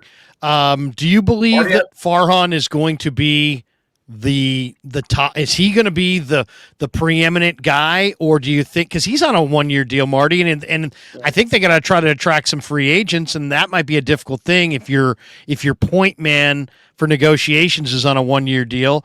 Is there a chance that they would hire? I don't know. We've speculated like a Buster Posey as a president, and maybe somebody else, and move Farhan into more of a think tank advisory role where it's no longer his show? Or do you think it's going to remain his show? No, it's his show. If you're going to make a change, this is not a general manager. This is the head of the whole organization. So if you're going to start fooling around with him and start making changes, you got to plan that for 6 months. You don't do that over 3 weeks. Gee, we're not winning, and the culture's no good, and yeah, Gabe's lost control of this. We got to change it. And by the way, Farhan, we're going to change your role too. No, he's in charge of the whole organization. If there's going to be a change with him, that's something that's got to be planned for 6 months, and sort of understand it's going to affect the minor leagues, the scouting, and everybody else under his control. I think he still will have control, but I think he was given a new message. And that is, lighten up, get off the numbers so much, and let the manager manage, and let's get some free agency. You bring up a good point. If the manager is there for a year or 2 years, or if Farhan's only there for another year, do you want to get involved with it? And as Dan knows, money solves everything. And if you pay, they'll come here. It's still San Francisco. It's still, a Pearl franchise. And if you pay, they'll come here, especially pitchers. I don't care what they say about, well, they messed around with the pitching staff this year. This is still a great ballpark. It's a great place for a pitcher to pitch. I'd like to see Nate Snell come here. Blake Snell. Blake Snell, yeah. Yeah, Blake Snell from San Diego. Boy, put him in this rotation. I'd love to see Sonny Gray come here. Give me another arm to go with Logan Webb and with Harrison. You got something there. And then I would hope Manaea stayed, but it looks like he's going to go. He really pitched well at the end. He's a power lefty. But, you got a couple of pitchers in, and they need some bats. That's the critical thing. They need some identity in the middle of the order. You can't go back with Flores and Yastrzemski and things like that. J.D. Davis. You got to get some legitimate bat in that. Who would you target, Marty? Who would you target bat-wise? I mean, there's Ohtani, there's Bellinger, there's Rhys Hoskins. Hoskins went to Jesuit High School, Sac State. He's a NorCal guy. There's Mike Trout rumors. There's Pete Alonso rumors. There's Juan Soto rumors. If they said to you, Marty, hey, give me your advice on the matter, what would you advise? I'd go for Bellinger. I think it really makes a difference in center field here. It's like getting Crawford at shortstop. You got a captain of the outfield, and the guy can cover everything, and it makes up for a lot of things that'll be on the corners, especially if Matos is in one of the corners, because he doesn't cover as much ground. I would go for Bellinger, and the other one is Alonso. Pete Alonso. Come on, you're looking at the polar bear. You're looking at left field here. This guy just hits line drive after line drive after line drive. He could do damage in this ballpark. Soto looks to me, you talk to FP, who had him in Washington, he claims he's an East Coast kid, and he would rather be on the East Coast. So I don't see them trading for Soto, and I don't see San Diego trading Soto anyway, let alone not to the Giants. How could you trade Soto here? I mean, honestly, it'd be crazy to think that. So I'd say Bellinger and Alonso would be my two. Marty, if I can ask a question, please? Go for it. Yeah, absolutely. Marty, based on your speculation, which I believe is correct, that Farhan did not want to fire Kapler, despite the spiraling team, despite everything that's going on, doesn't that lessen his credibility with ownership to be the answer long term? Yeah, of course. He's got to produce. He's only got a 1-year deal. He's coming back for, he hasn't signed a 3-year deal. Whatever that option is, I assume it's picked up. He knows he's coming back. And sure, the clock is running on him. Marty, he's got to do the thing you just described. And if he doesn't, there will be a change there. And that's when you get the manager in. It's this. Art Howe had this situation when he went to New York, and Steve Phillips hired him. Well, I said to Art, Steve Phillips is probably going to get fired after the first year. And of course, Art had a good contract, so it didn't matter. But, the general manager, head of the operation, gets fired after the first year. And if the manager's not producing, then he's in trouble. So it is a little bit of a dicey situation with Farhan. As Larry likes to say, he's on the clock. Yeah. Danny's got one for you. Go ahead, Danny. Marty, if this was your organization, How's you're the running weather, the show, Danny? and He said, how's the weather in Arizona, Danny? it's nice. It's going to cool off this weekend. Going to be in the 80s finally. Oh, look at that. I'll be home Tuesday. Oh, be nice weather next week.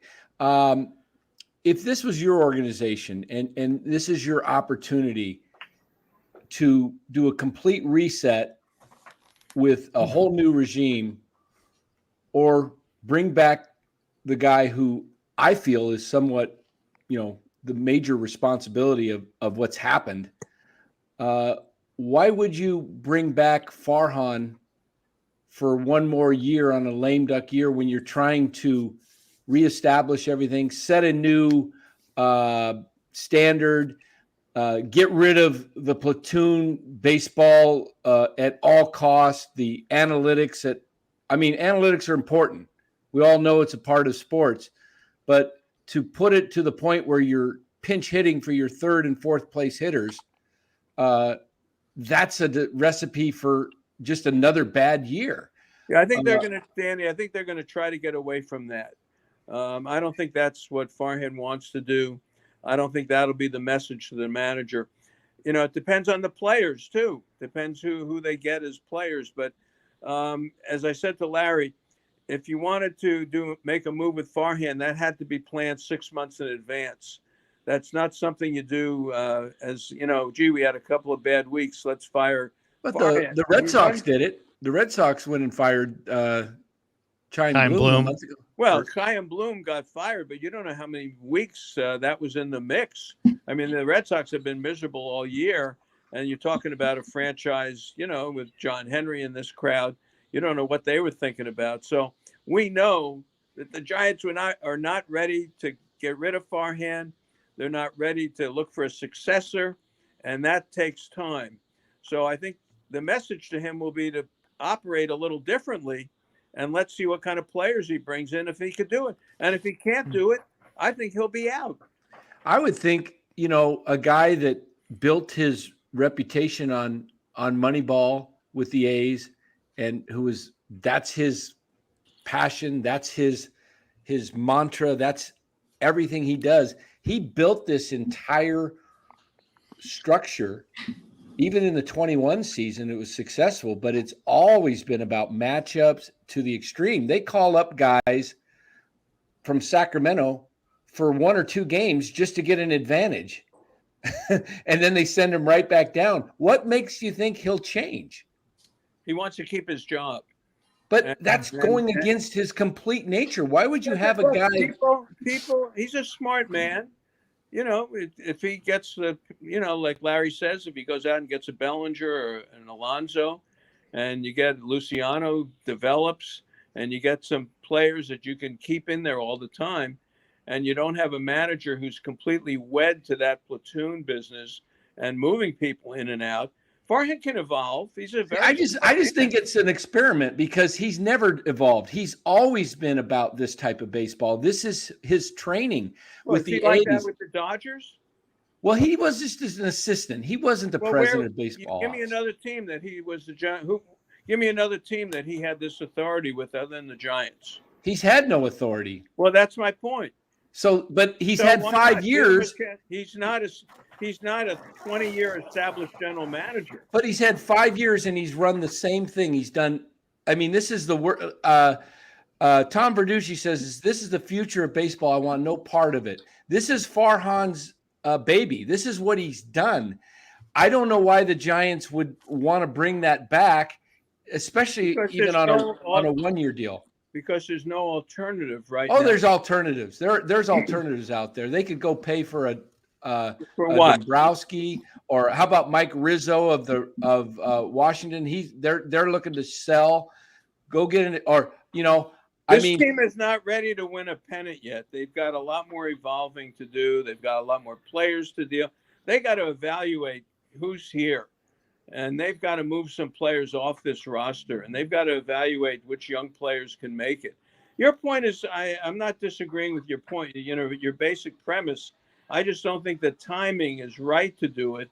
And I think it's the perfect timing, because I think you're just clean house, because I don't think Farhan one more year is going to turn around the franchise. We'll see. I mean, that's why we love, as Larry says, that's why we love baseball. It's a talking sport.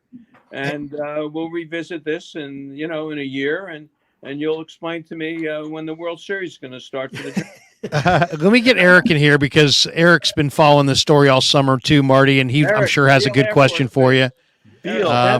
Eric, fire away for one for Marty. We're not going to keep Marty too much longer. I got one or two more for him, but get one in there, Marty. There's a game tonight. I know. Well, how about this? Eric has one. I got one more, and then we'll jet. All right. Yours can take a while, though. Eric. Hey, good to talk to you again, Marty. Eric's question is about Rommel, the desert fox.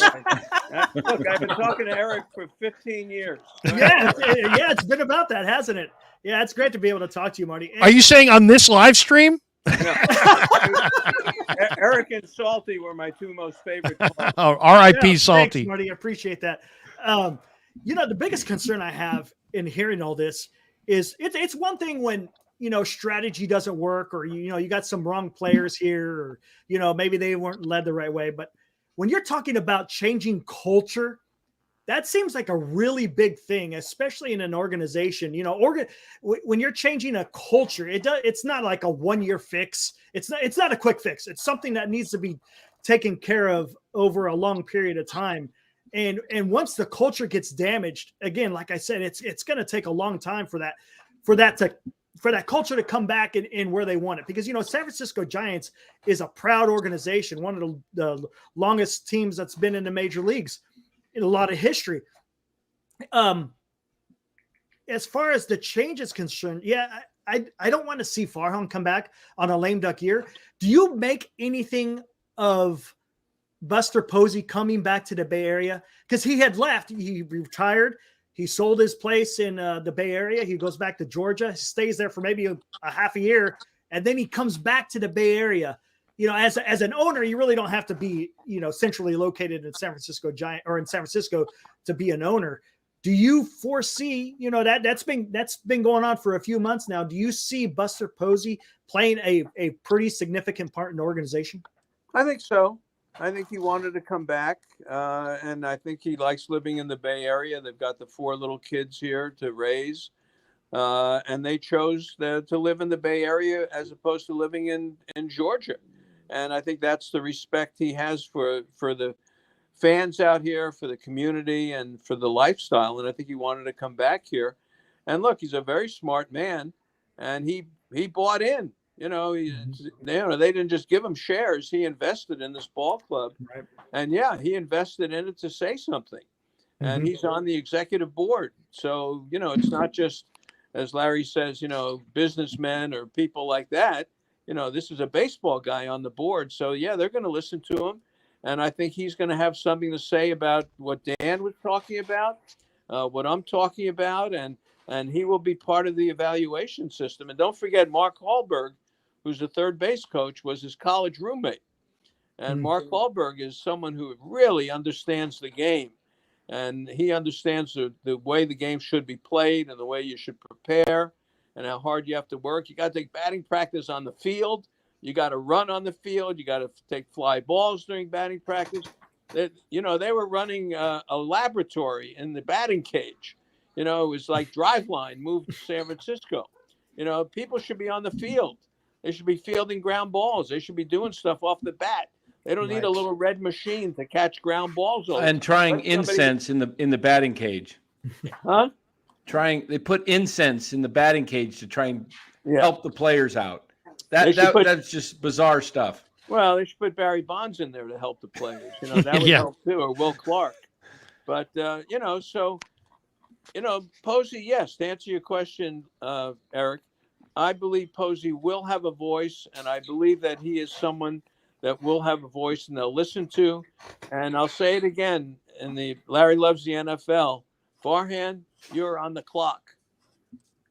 Marty, last one, and I love you. I'm so thrilled that you're joining us on a day like today. A long question, I know it. Go ahead. Yeah, well, it's going to be a long one. Everybody, it's all take a nice deep breath. No, it's a two-parter. Here's the two-parter. Mine was short. One is part one is what in your mind went wrong with Kapler, and two, I'm a Ron Wotus fan, and I've become more of a Ron Wotus fan watching him analyze the Giants with Laura Britt on television. Yep. He has shown through ugliness, an ugly season, a great focus on baseball and winning baseball, and you can hear winning baseball every time the man opens his mouth.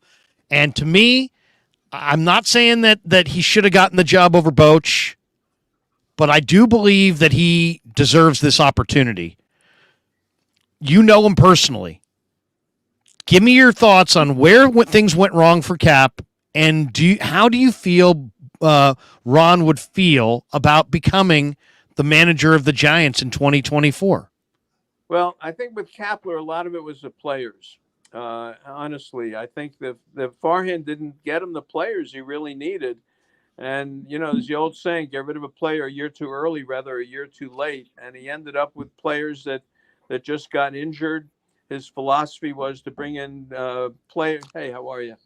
His philosophy was to, I'm in the bunker, so people are coming by here. That's all right. His philosophy, Larry, you put in enough hours in the bunker. You know what it's like. Oh, I've been there. I've alienated nations inside that building. It's true. So, he got players that didn't work out.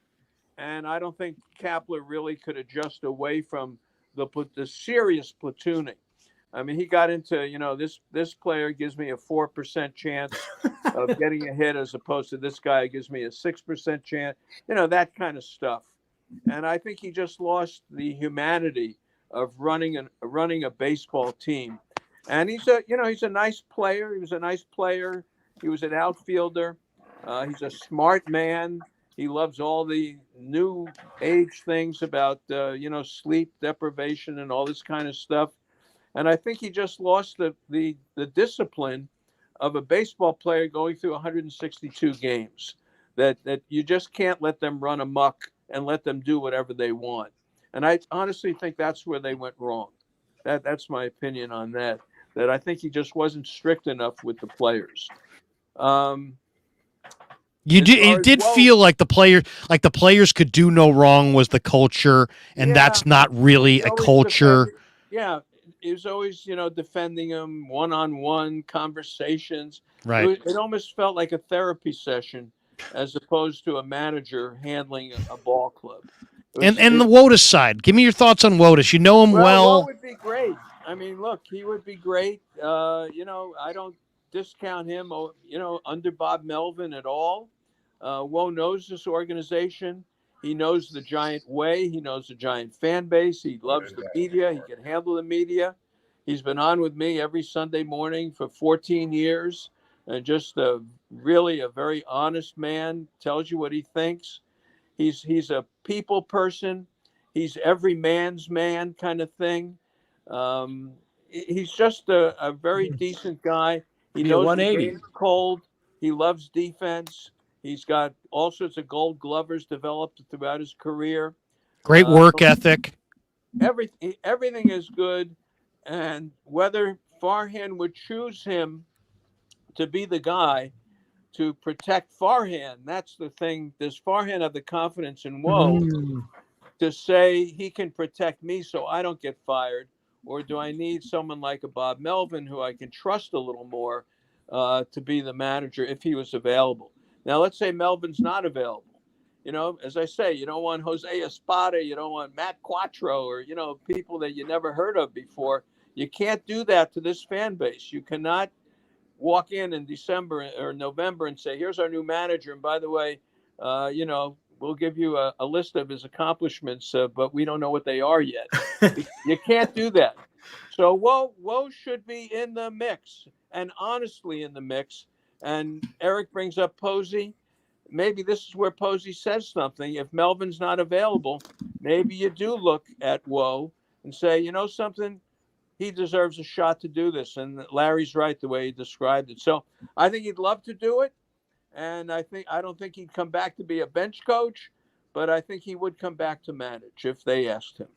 I love you, brother. Thanks for joining us. We wish you nothing but good health and much success. Have a great weekend talking ball, and you're always welcome here. And I'm sure there'll be many more revelations this off season. And I want you to promise me you'll come back and join us when those revelations are revealed. And great respect for you individually, personally, professionally. Thank you very much for jumping in, Marty. All right, I'm not done yet. All right. I'm not done. I'm not done. All right, give me your upset in the 3-game series coming up. Anything can happen in these 3-game series. Give me one of your upsets here. What could happen here? An upset in the baseball playoffs? Yeah, just in the 3-game series. Okay. This is only 3 games. You got a pitcher or two. All of a sudden, you win a game, and you got a leg up, even if you're on the road.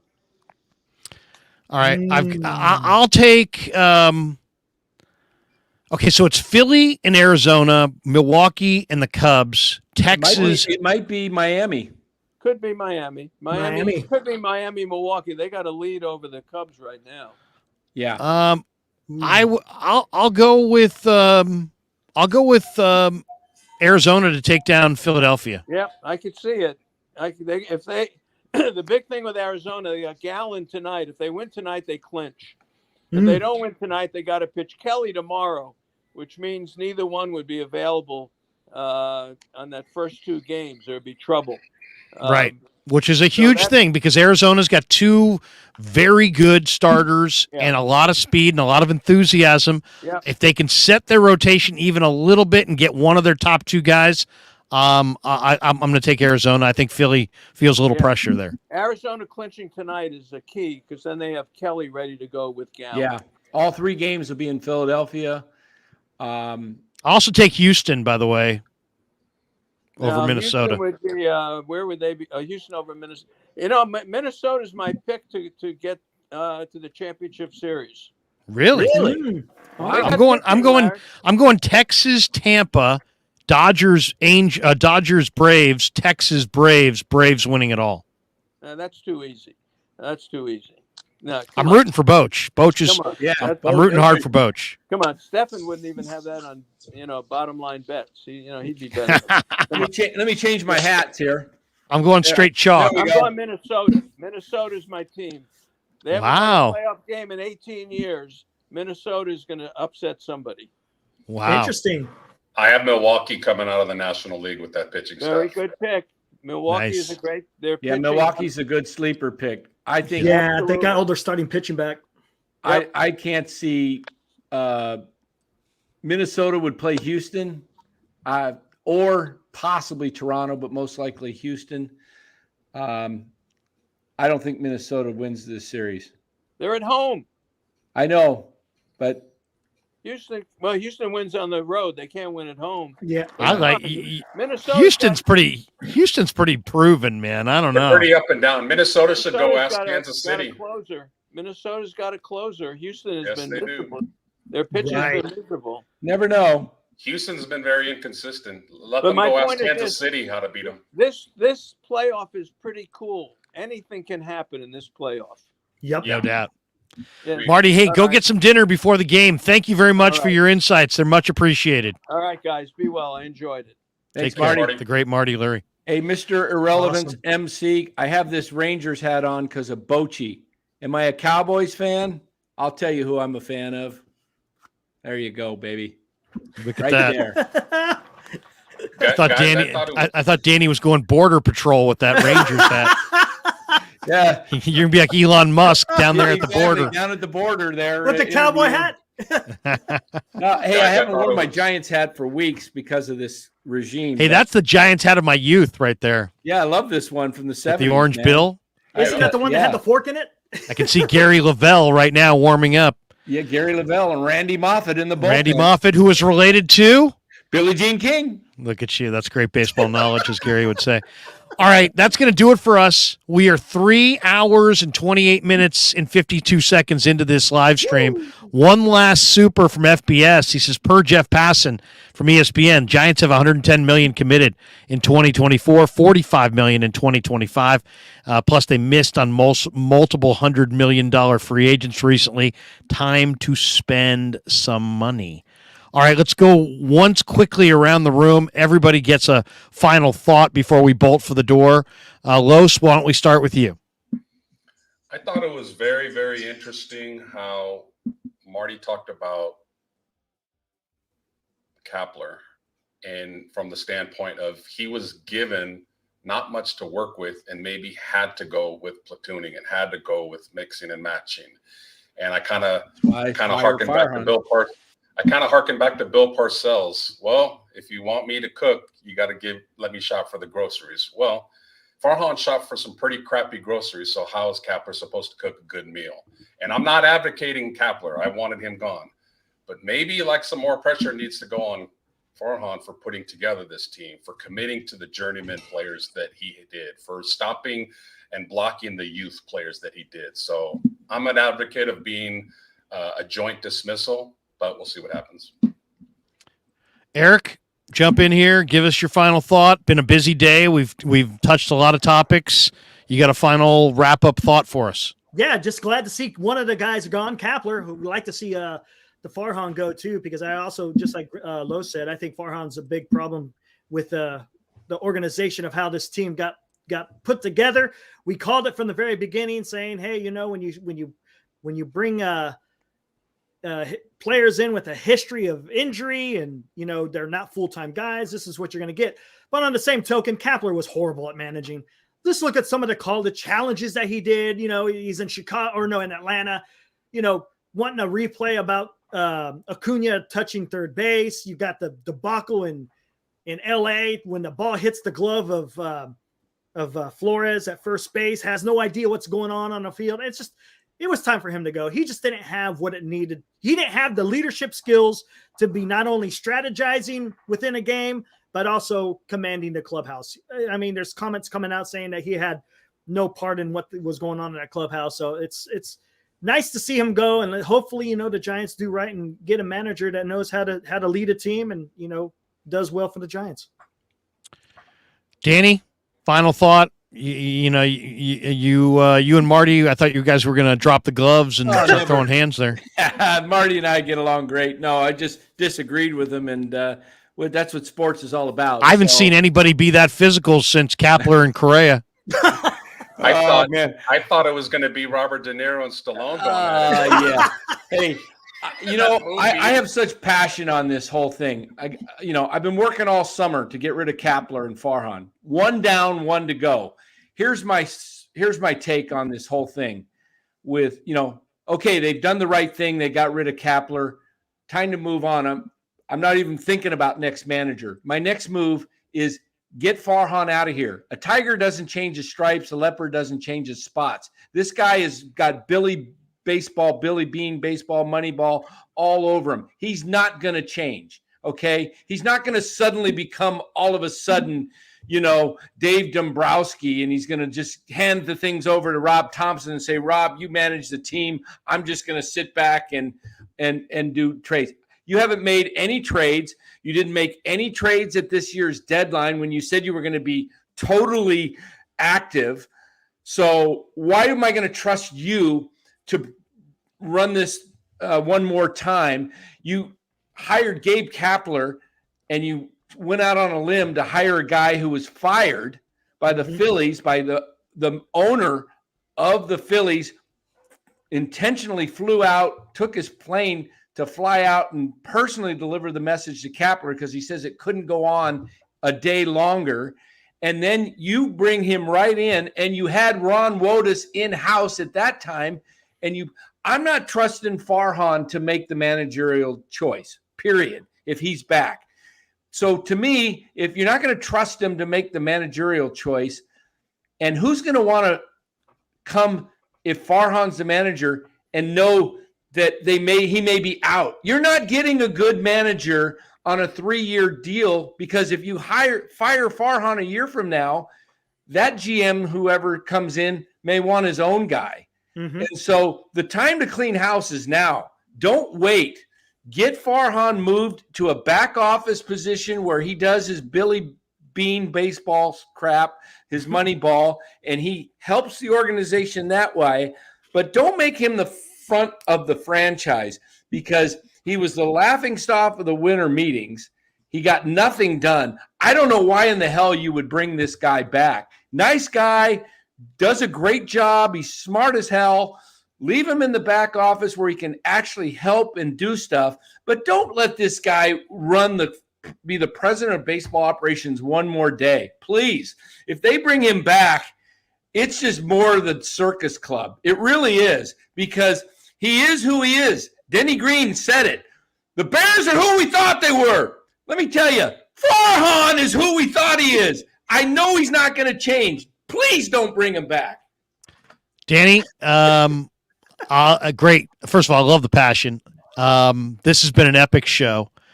To me, anybody can do a regular old-fashioned show. It's how do you respond when you have no time to prepare, right? Yeah, right. And what kind of show do you put on when you didn't know you were even going to do a show? And I'm really, really proud of our collective efforts today, entertaining Giants fans. We've retained, roughly 500 to 700 people throughout this show, all the way through on this channel. On Damon's channel, probably a couple hundred more as well. Damon's audience still hanging with us, going, "What is going on?"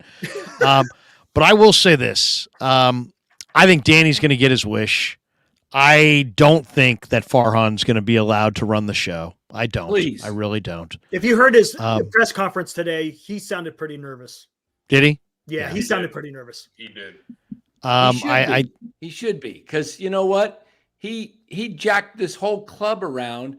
I mean, he left people. I mean, what they did to Bochy, I mean, that was disgusting. Okay. I mean, moving him out, and the fact that this guy said this year, we are a playoff team, we are a World Series contender. And if this is the guy you're going to trust, if he has that type of mindset, why would you trust him? No. It just makes no sense. And I'll also just say this to people who are just listening to us, Eric, myself, and Los, please subscribe to our channel. I was about to hit that. Let me do that for you. I just wanted to say, Danny and Eric and Los have been doing yeoman's duty. When I was bored senseless on Giants baseball, they picked up the baton and carried it all summer and did an incredible job. And all of you owe these guys a debt of gratitude, because when the Giants were losing 17-2 or something like that, and everybody else was doing something else, these guys found a way to come on and talk Giants baseball and entertain a lot of people. So I'd love it if every single person in the chat goes over to NorCal Sports Network and hits like and subscribe over there. Help Danny build his channel. He's doing great work. These guys do great work. I'm going to put one more chat up here, and it's from Eric L., and I'm going to leave you guys with this thought. He said, something is up with Ned Coletti. He could have shot Larry's question down. He did not want to talk about it. I will make my prediction. Buster Posey's your president.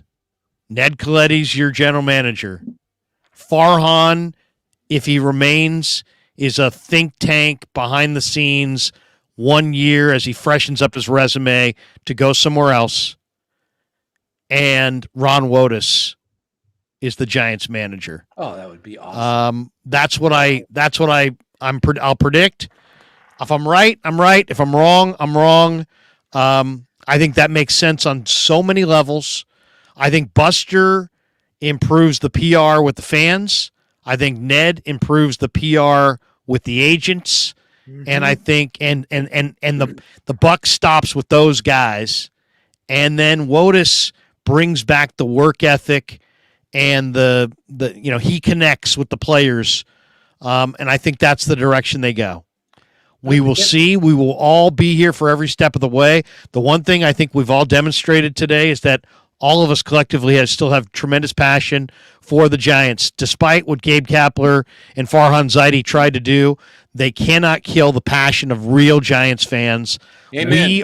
We are bigger than them. We are better than them. They are going to be gone. We are going to remain. And Jim Molay, who's my fraternity brother from Sacramento State, says, I'm hearing a rumor Farhan is gone too. Yes, please. And Larry, let me add this to, if you're right, I'll tell you what's going to happen. I know for one, I'm going to renew my season tickets. I canceled, but I'm one of thousands. If they put Buster and Ned and Ron Wotus as the three-headed monster of this organization, as the forefront of this organization, you will turn this clown show into a first-class organization like that. Yep, absolutely. Gentlemen, I'm going to play a couple spots and have a final thought, but I'll let you guys get out of here. Have a great Friday night. Go Giants. Enjoy Giants-Dodgers tonight. Yeah, we'll be on, and you're welcome to come on, Larry, after the game if you want to come on and wrap. I might take you up on that. Send me an invite. Right. We'll be watching the game tonight for sure. Giants fans, stay the course. This was a great effing day for the San Francisco Giants. Well put. Yes. NorCal Sports Network will be on tonight after the Giants-Dodgers game. NorCal Sports Network. The logo on YouTube is the California flag. There you go. Everybody hit a like and subscribe over there. Eric, thanks for your time, man. You betcha. Thanks for the invite. I appreciate it. Yep. All right. There you go.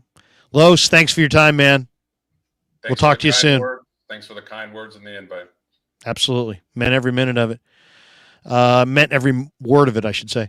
And Danny, keep rocking and rolling, brother. You're doing a great job. And if I can't join you tonight, don't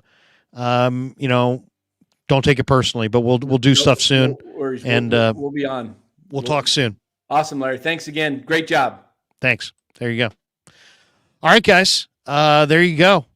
3 hours and 40 minutes in on a show that we really didn't know that we were going to do. I got a text from my son, Kevin, this afternoon saying, Dad, you're never going to believe this. I said, what? He said, the Giants just fired Gabe Kapler.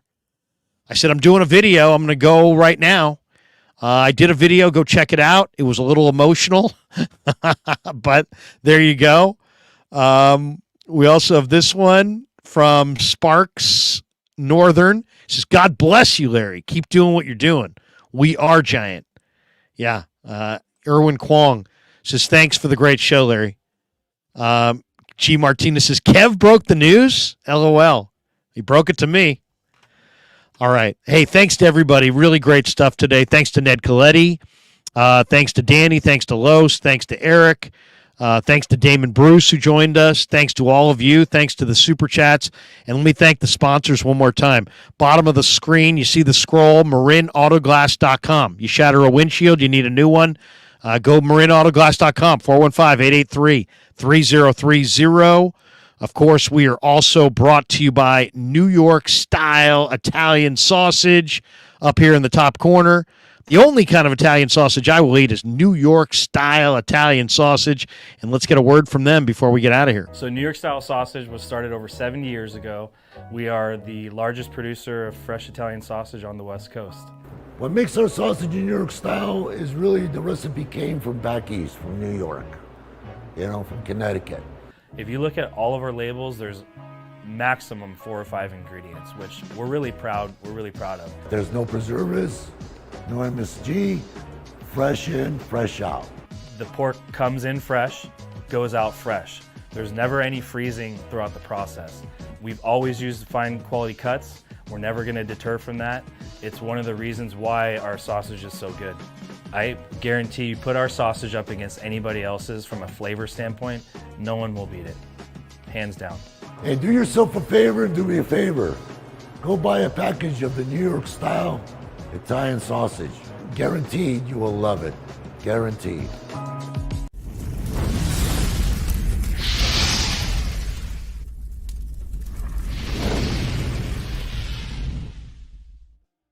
Thanks to our friends over at Jurin's Distributing Company for partnering with The Krug Show. If you're looking for top quality cocktail mixes, garnishes, and kitchen essentials with the absolute lowest prices, Jurins.com is the place to go.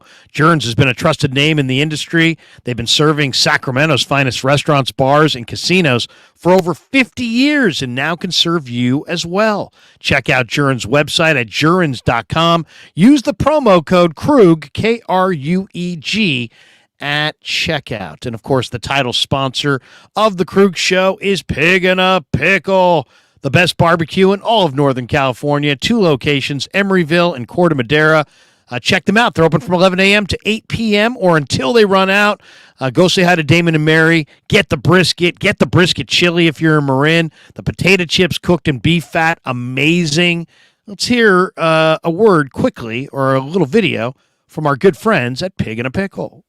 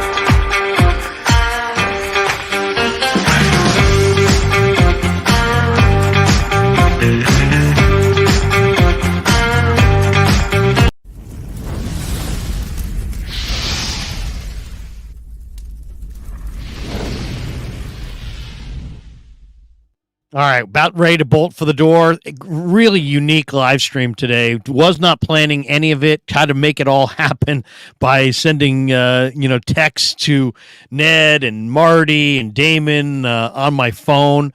But really proud of the effort we put forward today.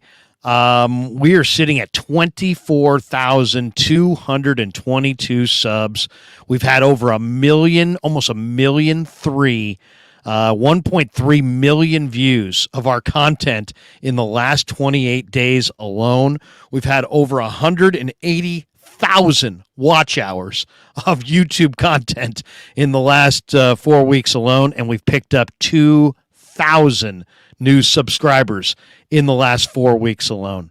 Tomorrow morning at 9 a.m., the coach joins me to look ahead to Niners Cardinals. Sunday morning at 11 a.m., join me from the Santa Clara Hilton with the great Lo Neal on 95.7 The Game. I'll be doing 49er pregame on the radio, 11 a.m. to 1 p.m. from the Santa Clara Hilton with Lo Neal, talk on a lot of Niners Cardinals, and then join me in the postgame with Kev Kruger, JD, Damon, and others, maybe Danny, maybe Rye.